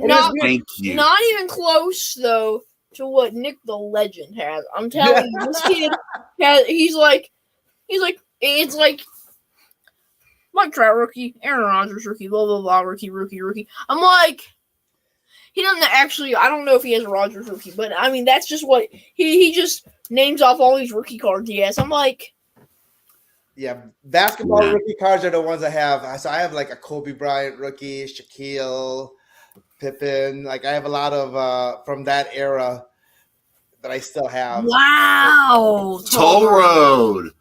Seeing Bo in the St. Louis airport. That Wow. was 80s or the 90s. You got photos of that? It's probably harder back then. Not everybody has a cell phone. Man, so it was after his career.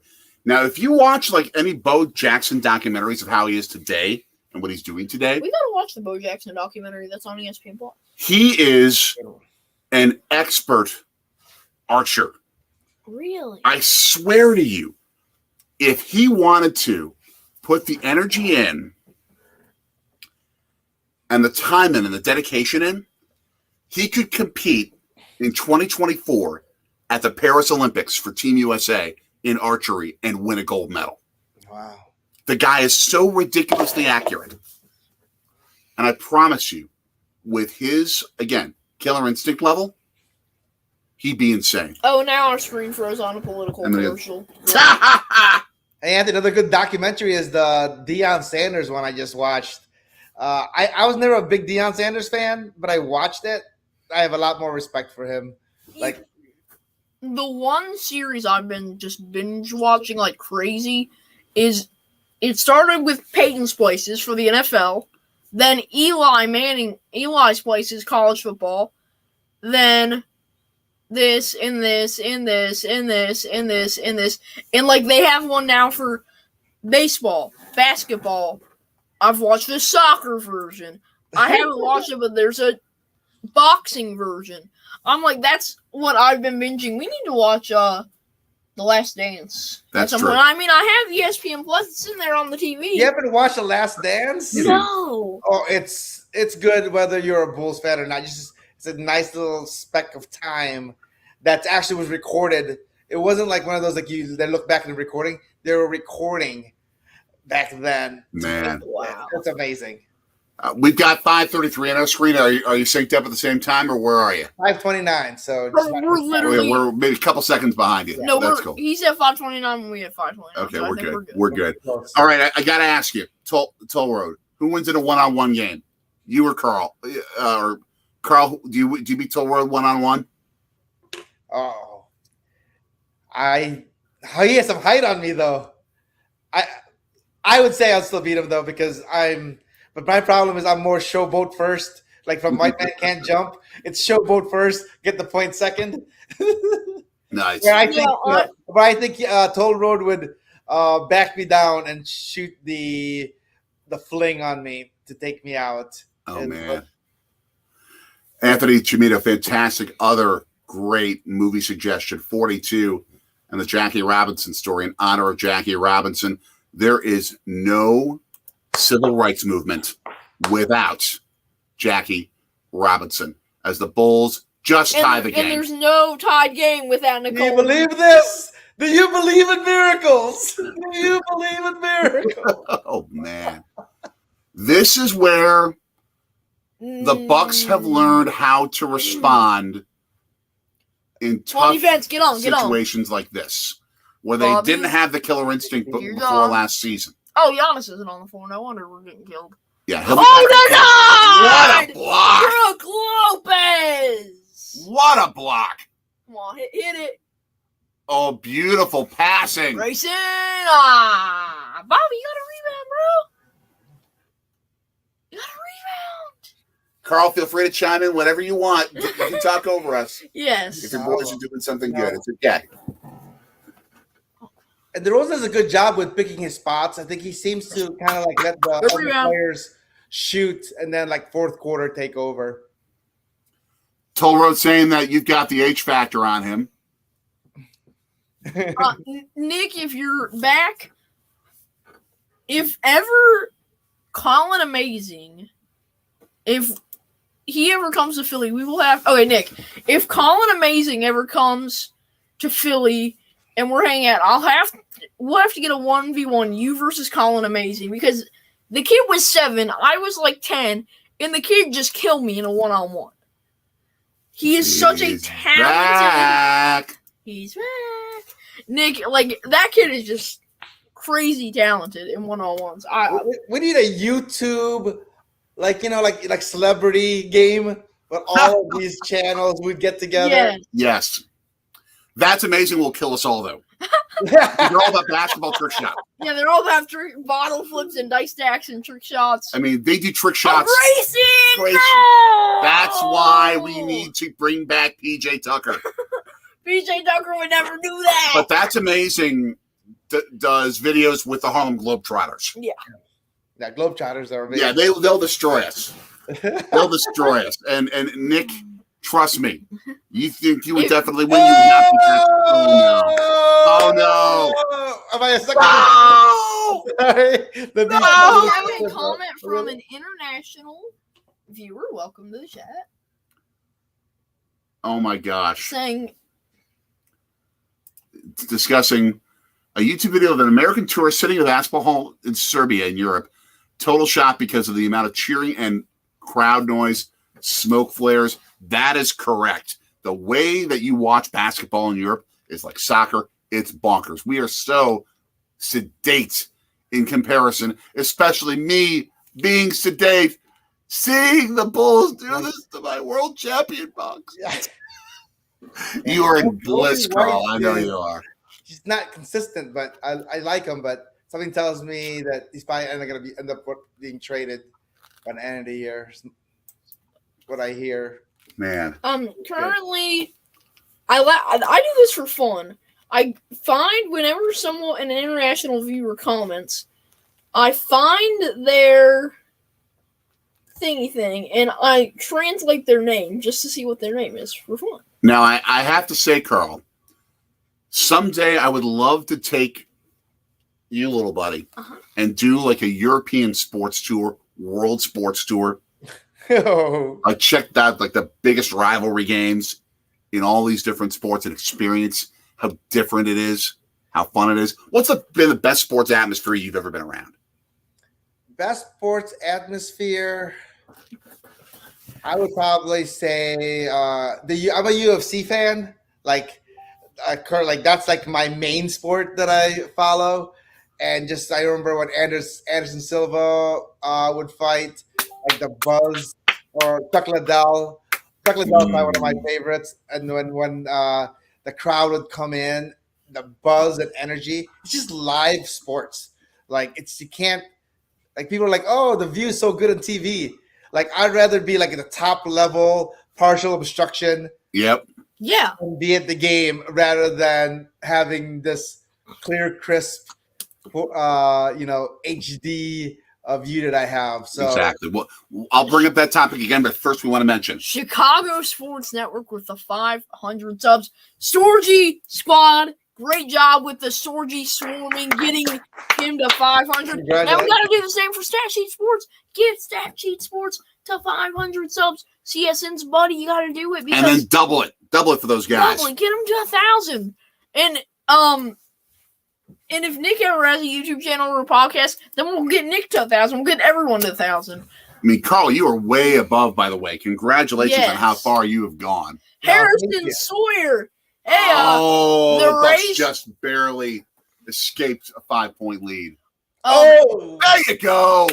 Oh, Harrison, we are joined by great travel channel Santos Chronicles for Bucks Bulls. Currently, Ruh-roh. Get everyone's subs count up. If you haven't subbed to any of the channels here in the chat, make sure Everyone like each other, subscribe to each other. As we're watching this back and forth battle. Come on, Drew. What? Oh man. Drive. Oh man. Go. Oh, go, that's Bobby. open. That's go, Bobby. open. Go, That's Bobby. open. Yes! Hey! Just like you throw a few minutes ago. This is just This is a beautiful game. back and forth basketball. This is a game. Bobby. DeRozan's can just. Ooh, the stars Dude, of the throw myself Bucks. fire. Oh. I'd like to see a basketball game. All stars of the Balkans against the stars of the U.S. U.S. would probably kill them because we have most of the best talent. Now the Bucks got the best player from Spain. They got the Spain MVP. What I will say, back in the day, so many of the Balkan states were part of what was then known as Yugoslavia, and when they competed in the Olympics, those USA-Yugoslavia games, they were competitive. They were tough. Giannis! Oh, yes! No, That's I right. think that was a charge. No, I think I they're thought not that was a moving. We got to see that replay I gotta see the Not replay. moving. and compare it to the Middleton charge call that he got. Nah, he is still walking. You're right. Now, You're right. was moving. He wasn't set. that's an accurate call to call that a blocking foul. But I will say, even as a Bucks fan, the earlier Middleton call where he got the charge was just as much a block. Yeah. The Bucks got away with one there. My Giannis did it. And yes, the Balkans have some fantastic Did it. basketball talent, as the toll road says. Giannis going for his 27th point. We're about to hit the fourth quarter. Javon Carter, West Virginia. Oh, yes. And the line, and now it's a 3-point game. Beautiful. Is Luka Doncic? He's from Serbia. Is that a Baltic? Oh, Balkan? Oh, Or yeah. Balkan, yeah. Oh, I absolutely. get Balkan and Baltic mixed up. The Baltic is Estonia, Latvia, Lithuania. I've been studying my European countries. He's been social studies class. Well, not even that as much as when I was Ooh, Bobby Portis. when I was at a couple days from school, just kind of a little under the weather last couple weeks. So I decided to take a quiz of all the European countries, and now I got them all down. So I'm trying to put that into basketball. ISO ball again. Play a full regular type of ball instead of having Giannis take a mid-range shot. Gotta go. Find the best open shot for I'm anybody. okay with Giannis taking mid-range shots. Much better than his 3 layups and dunking on us. I just can't stand that kind of last-second play calling. Run a regular play. You had a whole bunch of guys wide open. for Exactly. threes. Exactly. Forget this ISO ball game. Ugh, grates at me. The Tree and Mr. 3, Toll Road and Nick. Oh my gosh! What? Oh, how are we getting this best Cameroonian play? Oh yes, of course, Yes, Of course. Jojo. Joel Embiid.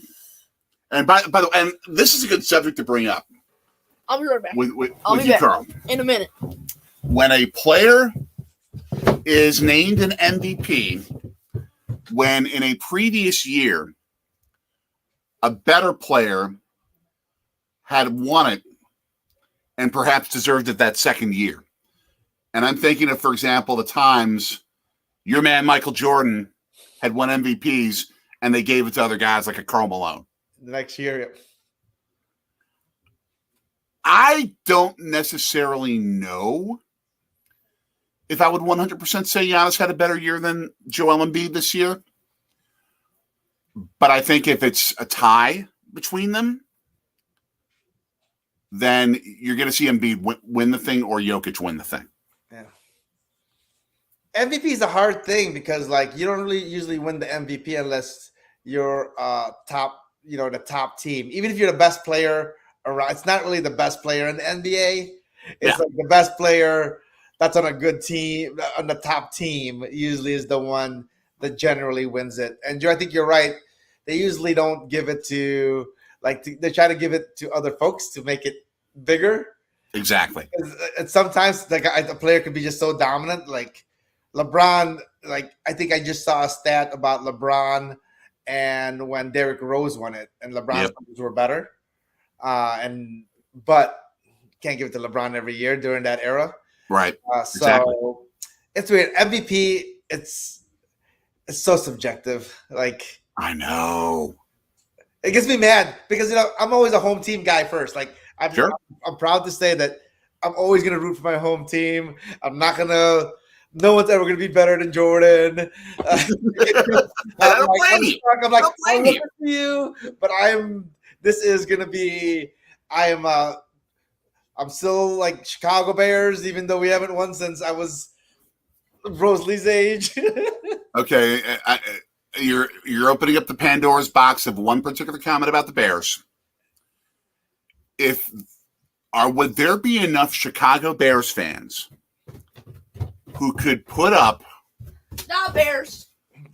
enough stock, enough cash to buy a majority of the franchise from the McCaskies and have it be a Packers-style franchise? Now, I know that they would never allow a nonprofit team again in the NFL. Yeah. But are there enough Bears fans who could put up enough stock to make it a fan-owned team? I don't know Because you got to change ownership. you have a lot of hardcore Bears fans, but I don't think you have enough hardcore Bears fans to be able to do that. But yeah, the ownership makes a difference. Like you saw, like when the Cubs won it, makes a difference who's running the ship. Yeah. Yeah, a guy who can get Boston to the promised land and the Cubs is like, what's the parlay on that? Exactly. Also, to the name we don't know because it's in another language. I thought you meant the leagues in that country, not the NBA players. If it's NBA players, even just world versus US, the world will kill the US. Yeah, we destroy it. Absolutely. Because when you got like Jokic, Embiid, Giannis, Luka on a team, but with the ball rebound. All right. Luka, Jokic, Giannis, that'd be an amazing big three. That's a ridiculous big That three. would be interesting against the US. Hey Jay, what are you guys on time-wise? What were we saying, Carl? What are you guys on time-wise? 11 minutes right now. 10:56. Where are you at?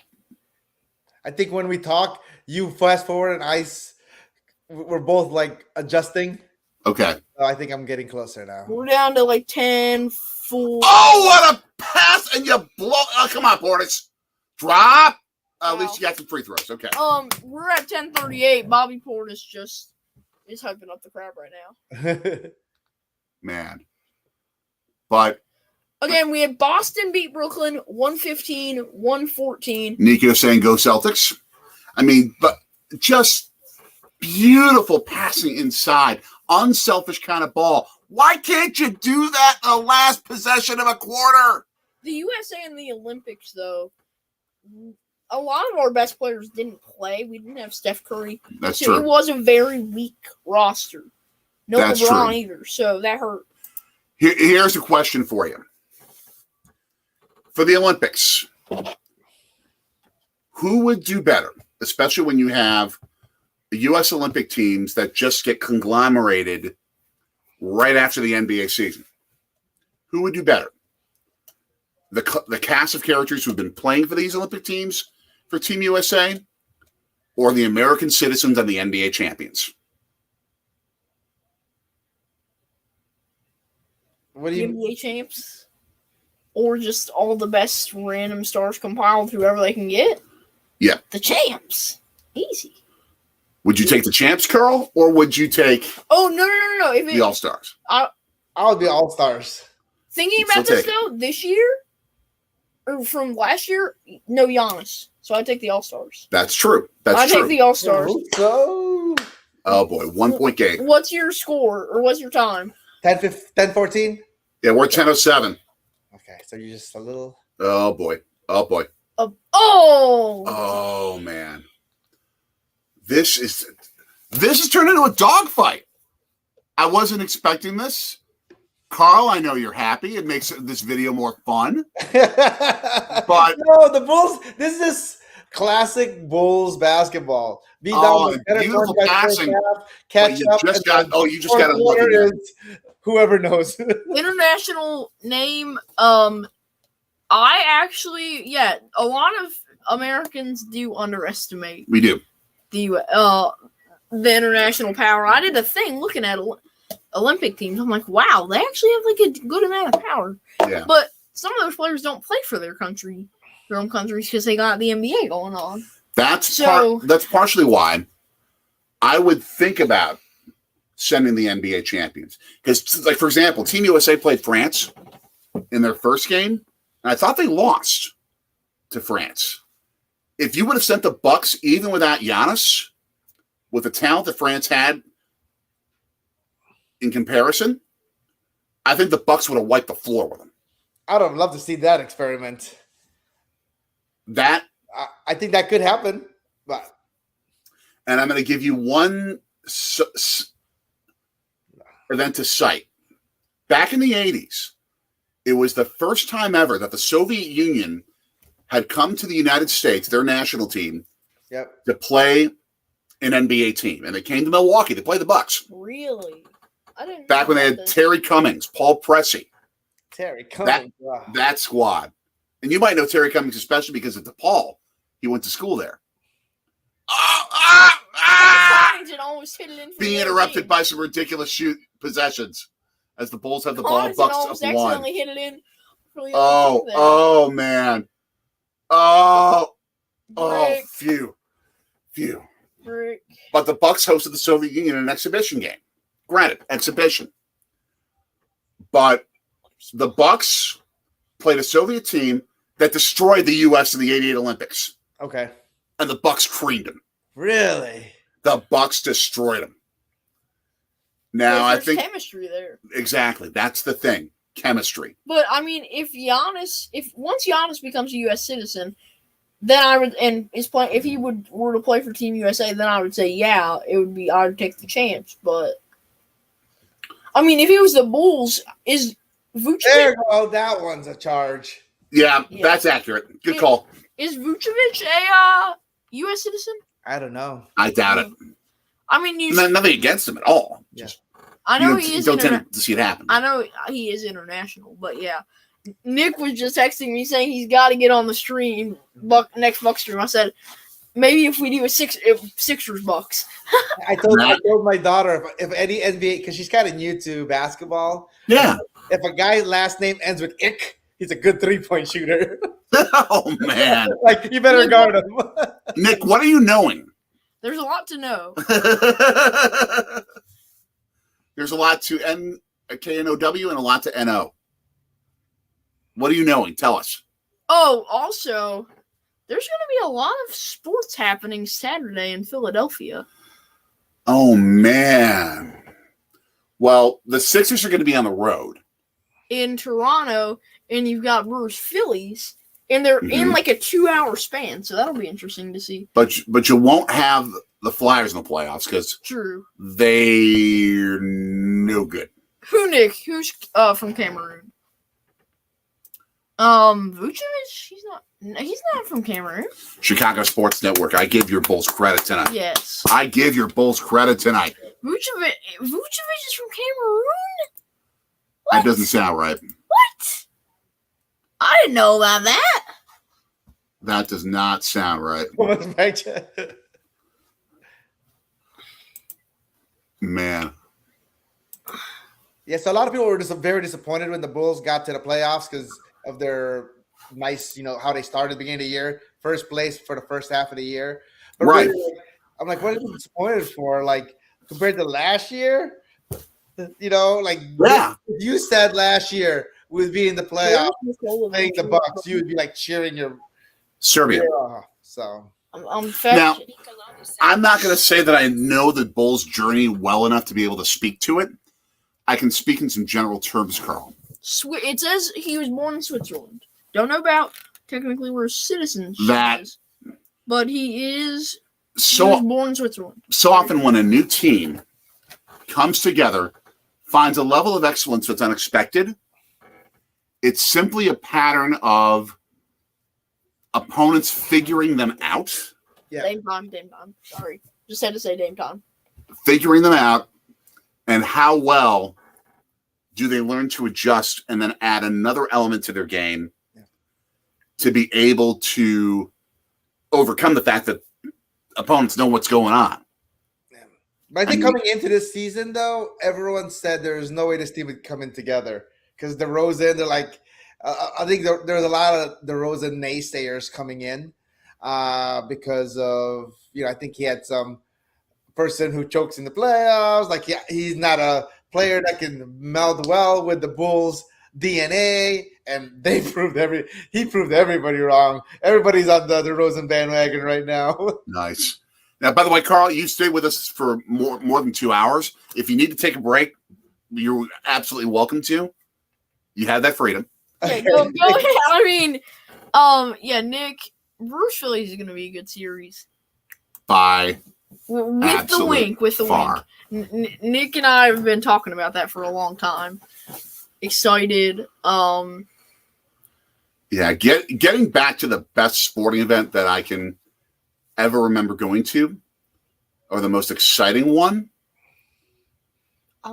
probably. And we've seen a Brewers no-hitter. Go check out that video. That is true. Actually, yeah, that's the most exciting sporting event I've ever been to. The first Brewers playoff game I ever took you to. Nigel Morgan? Walk-off? 2011. Game 5, the deciding Game 5 of the NLDS against Arizona. He fell straight up. Ooh, kickball. Back to Chicago.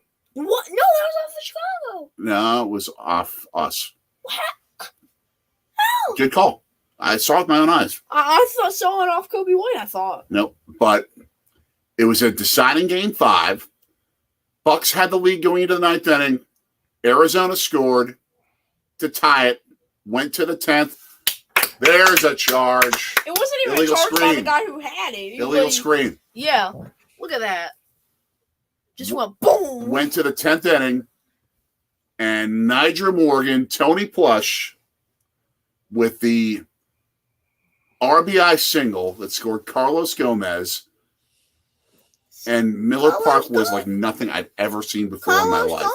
In terms of just absolute screaming energy. Oh, wow. This kid was asleep. Really? At that moment. He was almost 2 years old.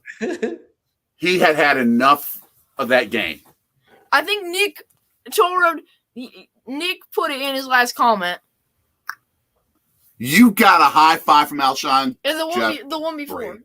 Nick could give you an idea of your question. Nice, Caruso. Uh-oh. Oh. Ah. There's a game, guys. Can you believe it? I know.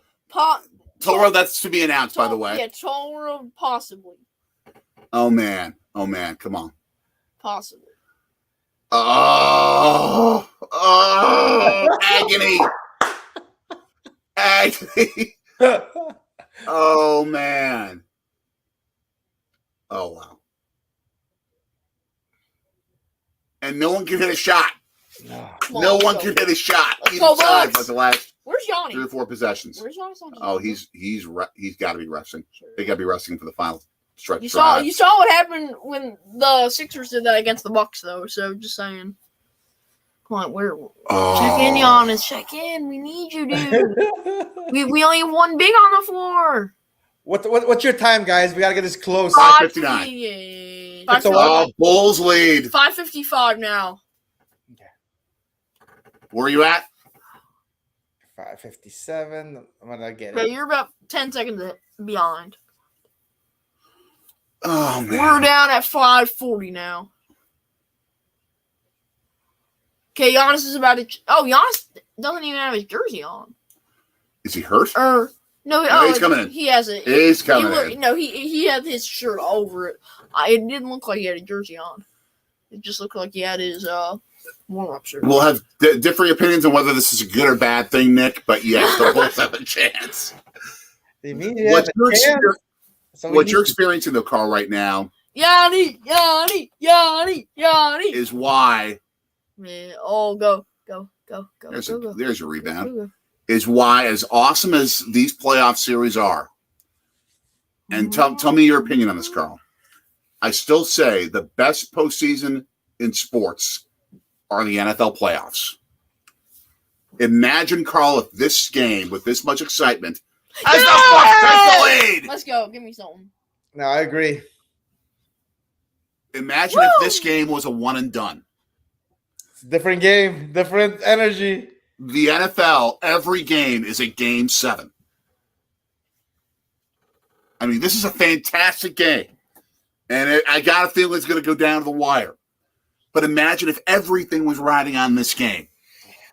And this was it. That's what makes March Madness crazy, right? That too.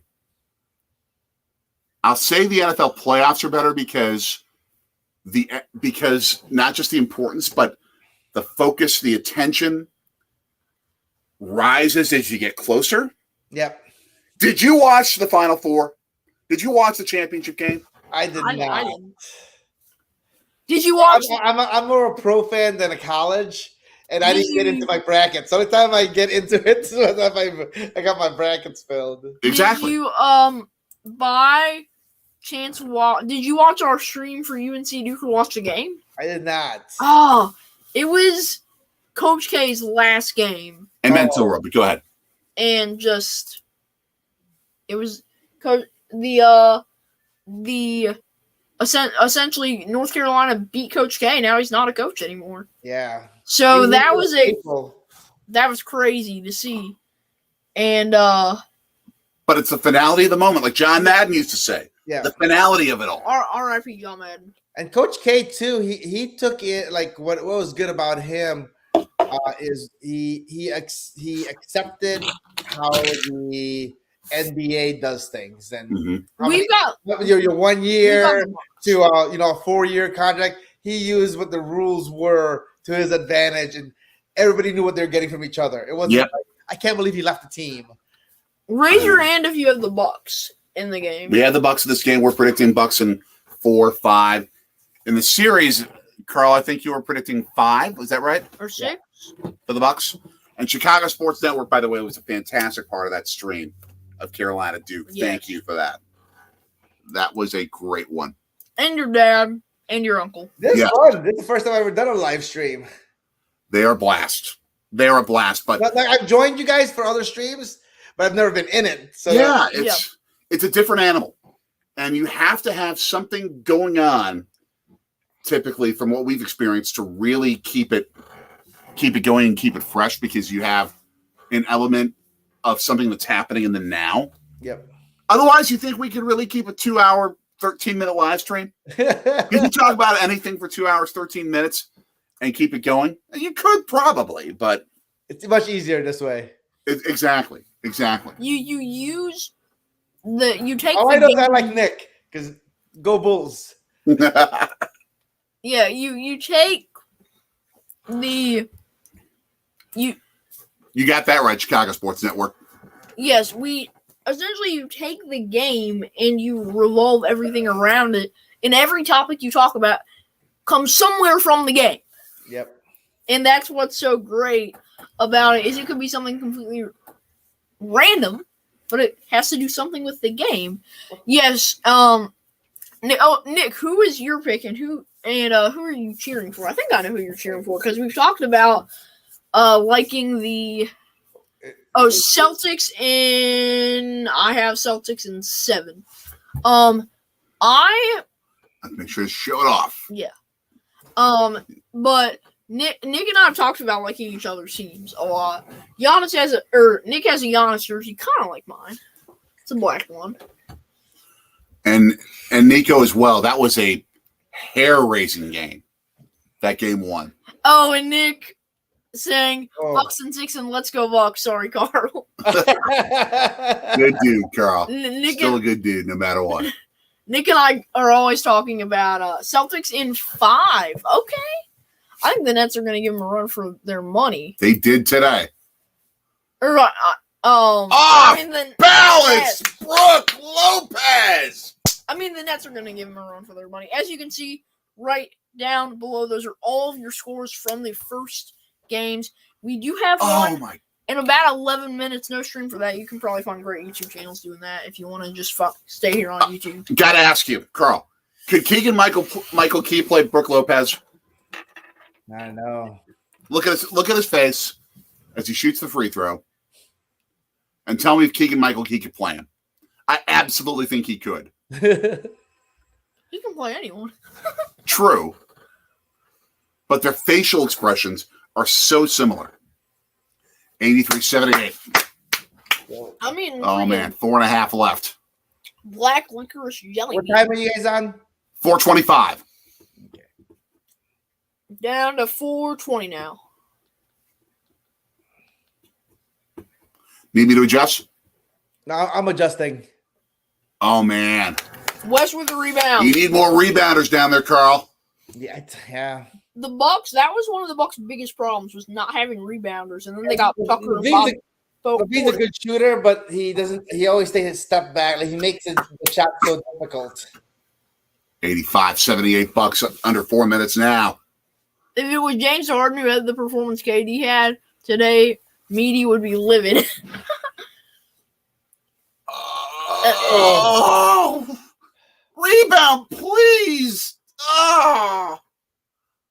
What was Tolbert saying? Unless I mentioned cheesesteaks, what are you referring to? Man. And by the way, we've had some fantastic cheesesteaks in this Yes, town. we have. We And absolutely chicken have. cheesesteaks and whatever. Yes, but Toll Road, we had 2 amazing ones on our videos. Go check them out. That stroll through Biloxi video that Toll Road did recently was really good. That's a great one. I watched. That's a great I don't know one. if you watched it, but I watched it. And he went to the Shuckers ballpark and kind of gave it a look inside. Nice. Look at the banana The guy banana guy. doing dances. The banana guy doing the chicken dance. That's brilliant. If you haven't seen yet, there's this one YouTube channel. I don't know what it's called, but they took all the U.S. presidents and edited it to where they're all singing Macarena. It's pretty funny. That's crazy. All right, Carl, got to ask you while we're at break. How many states do you anticipate your family going to this 2022 calendar year? Oh, just this year? This year. I think we've hit like 5 or 6 just already. Already. Wow. Just this, like, it's duplicate. I think we're gonna try to hit Arizona, and then we'll probably hit another like 4 states, and then 3 of those 4 will be new states. Nice. What we're planning. Our goal is to have a video in each state. Sweet. So, but there's one family out there right now that we're good for, the Live Out Loud family. They're doing 50 states in 50 weeks. Man. That's next level. I'm hoping it's 50 total like lifetime, not in less than a year. I've been to this year. I'll get to number 20. If you don't count airports, it's 19. If you do count actually stepping foot in the airports, it's 21. Oh, there's Stacey King. There's our dude. My rule is it has to be a video. So I'm hoping to do 4 corners in Arizona, and I can really just cheat and do 4. It counts. That counts. Anyway, it counts. But Video. it's like a 2.5-hour drive just to get 4 states, but That's I've been there, but my family hasn't. But I think That's every worth person should at least go there once. I want to get there. 3:30 left. Bucks up 85-80. Oh man. Oh, too many passes, dude. We did shoot video in Colorado when we were in the airport there, so Yeah. that would count. If based off of, he doesn't count airports, I kind of do, but Brooke Lopez was passing behind his back to nobody. essentially. Come on. Oh, Giannis almost had or someone on the Bucks, I forget who, in the first or before this quarter, had a crazy almost behind the back dunk. Who did that one more? I forget. Vince Carter. That's right. Yeah, they had a Vince Carter style behind the back jumping dunk. Oh no, Almost, but they That's missed it. darn. You're a few seconds ahead of us. 85-82. Okay, let me pause it for a couple seconds. All right. It's okay. That's okay. No, because That in comment, the end, you don't want the last second shot to be off. This is going to be one of those games right here. That would be strange. It's okay. If it happens, it happens. It's all right. Oh man. There we go. what Oh. sort of referring to it? Okay, can you scroll up? Hold on. Oh, beautiful. We had Beautiful. nobody to stop your that paint. That's been the Bucks' advantage. The game in the paint and defense. The Chicago's played fantastic defense today. I mean, you're looking at scores in the 80s with 2 minutes left, as it's now 87-84 as DeRozan hits. 2:15 left in this game. So, Jay, have you followed DeRozan's career? Did you expect this to happen this year? Like to have the season that he had? I haven't followed him enough to really be able to judge. Yeah, I felt the same way. Like he came from nowhere for us in Chicago, at least for me when he came to Chicago. And by the way, you're good, Toro. Well, yeah, I know a little bit about DeRozan's career. San Antonio, or Toronto, then San Antonio, and now to Chicago. Happy Easter, Scott and Michelle, your fellow Chicagoans, Carl. Happy Easter. Am I correct on DeRozan's career path there? I think I am. I don't know enough. I was the one who told you about Yeah. it the other day. I was telling you about DeMar DeRozan. The 3-point set shot. And he blew it. Keep the ball. Stop. Agony. Thank goodness it's only game 1.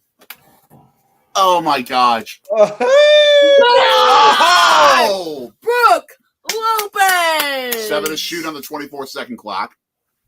Pulling a little Lorenzo Kane, not today action. Oh, With the Mutombo. Yeah, Lorenzo Kane of the Milwaukee Brewers stole Mutombo's not today, by the way. Oh, really? Yeah, it was opening day a couple. Oh, beautiful passing for Chicago. That's crazy. That's crazy. A couple years ago, it was opening day, Brewers Cardinals, and Bucks up 1. Go ahead. And there was a deep shot to center field in the ninth that would have tied it and given the Cardinals the lead. Oh, yes!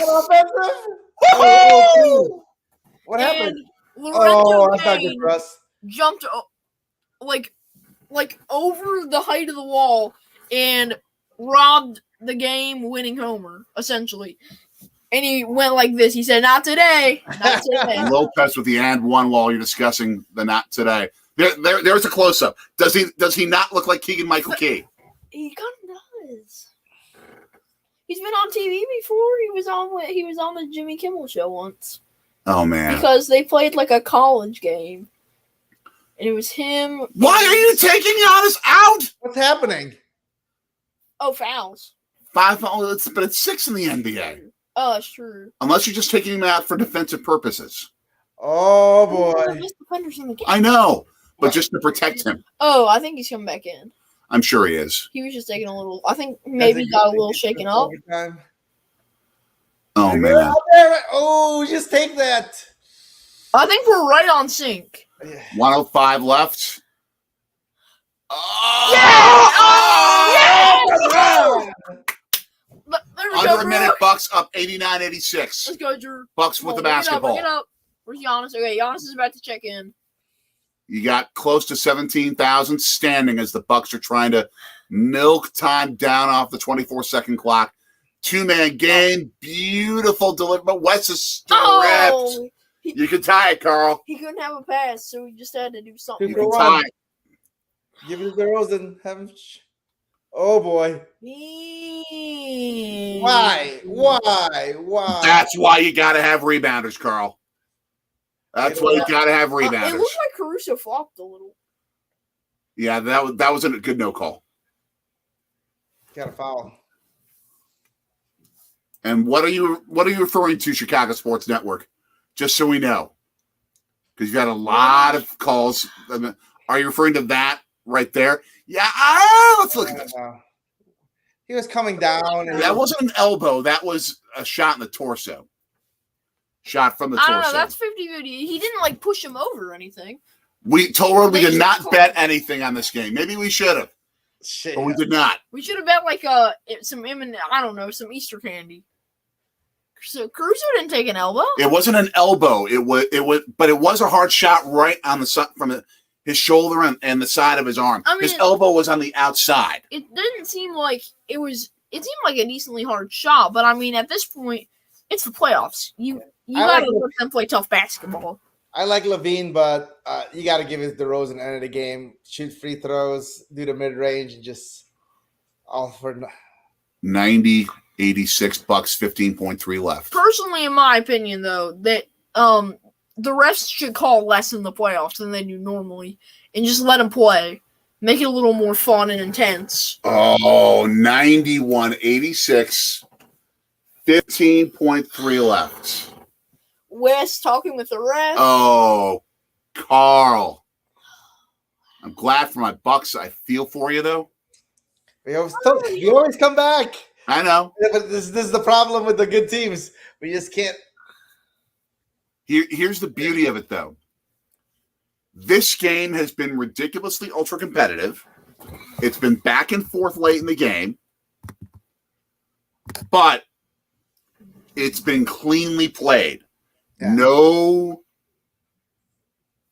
I mean, nothing dirty on either side. No fights, just good, hard basketball. And I think the refs have been but kind of clean. pretty consistent in general too. So it's not like Yeah, where the refs take over the game. Those are the ones that hurts. exactly. Like you can make the argument that if Caruso would have gotten that call, Yeah, I think I was okay with that one because his momentum from when he grabbed the ball. Yeah, really, he I wasn't. think- He Caruso was. They were both in the wrong spot at the wrong time, and they just happened to collide. There really wasn't like Caruso should have backed up. I mean, when Portis got the rebound man. and let him turn around at least, but that's not really anyone's fault because Portis also should have seen Caruso. So Chicago ball, 15.3 left. They're down 5, 91-86 Bucks lead. Caruso inbounding. Oh, Carl. Okay. That's crazy. I And love now it. we have Google Pixel logos from the TV being put in the wrong spot. That'll happen. Oh! They'll save it. And I think that's down. game, That's Carl. game. I think that's game. But it was hard to tell because Bango Buck had his defense sign blocking the action. Here we go. This is a better angle. Don't you know when the cameras are on you, dude? Oh, And that was a perfectly placed shot, good shot selection. yeah, that was the Go best I ahead. wanted. Let's go, Cash. Cash money. Cheryl Crow's favorite NBA player, by the way. Random information. But Yeah. I think the mistake here is last 2 minutes. It has to be DeRozan. He's your money guy. He's your best free throw shooter, or the pretty clutch free throw shooter. I don't know if he's the best, but he's up there. And he made it. That's it. 3-possession game, dude. 2-possession game. And now No, 93-86, I thought 7-point game. Yeah, I thought it was 6 for a second. It's all right. It's all right. So what's the chances of a three and a foul? We steal it and a 3 and a foul. Well, Toro just said that something just happened. He's not going to give it away. That's because he's we are ahead? we're watching on Sling, Okay. not live. Sling is online, so it's a little behind. And then plus you have the cast. What do you use, Carl? I use YouTube TV. Okay. So we're about in the same time, like in the same boat with like that kind of streaming service. Yeah. Man. Oh, now what this is proving is that I think Chicago definitely should win a game in the series at least. Possibly. Yeah. But every single game they've been hard fought games, and the Bucks have come out on top. I really think that just making a good trade for one big defensive, offensive rebounder would make a difference because all our games are like this every day game, heartbreaking for the losses and. Ooh, Vucevic has a mark on his arm. Yeah. I mean, it's like when the Bucks got Drew Holiday. Different position, but defense oriented. And it filled the one hole they needed. 3-0. That's it. That's it. Bucks Good game. 93, Bulls 86. This was a game, dude. That was fun. Closer than 7 points would make you think. Your boy showed up. This is going to be a series. Yeah. This is going to be a series.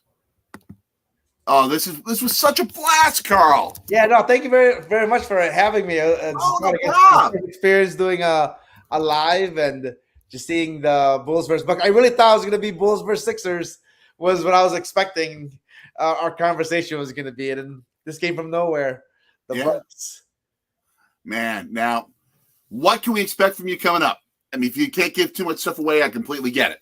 No, I think I have a few videos in the pipeline. I think you're going to be seeing either this week or next week the birthplace of Elvis Presley.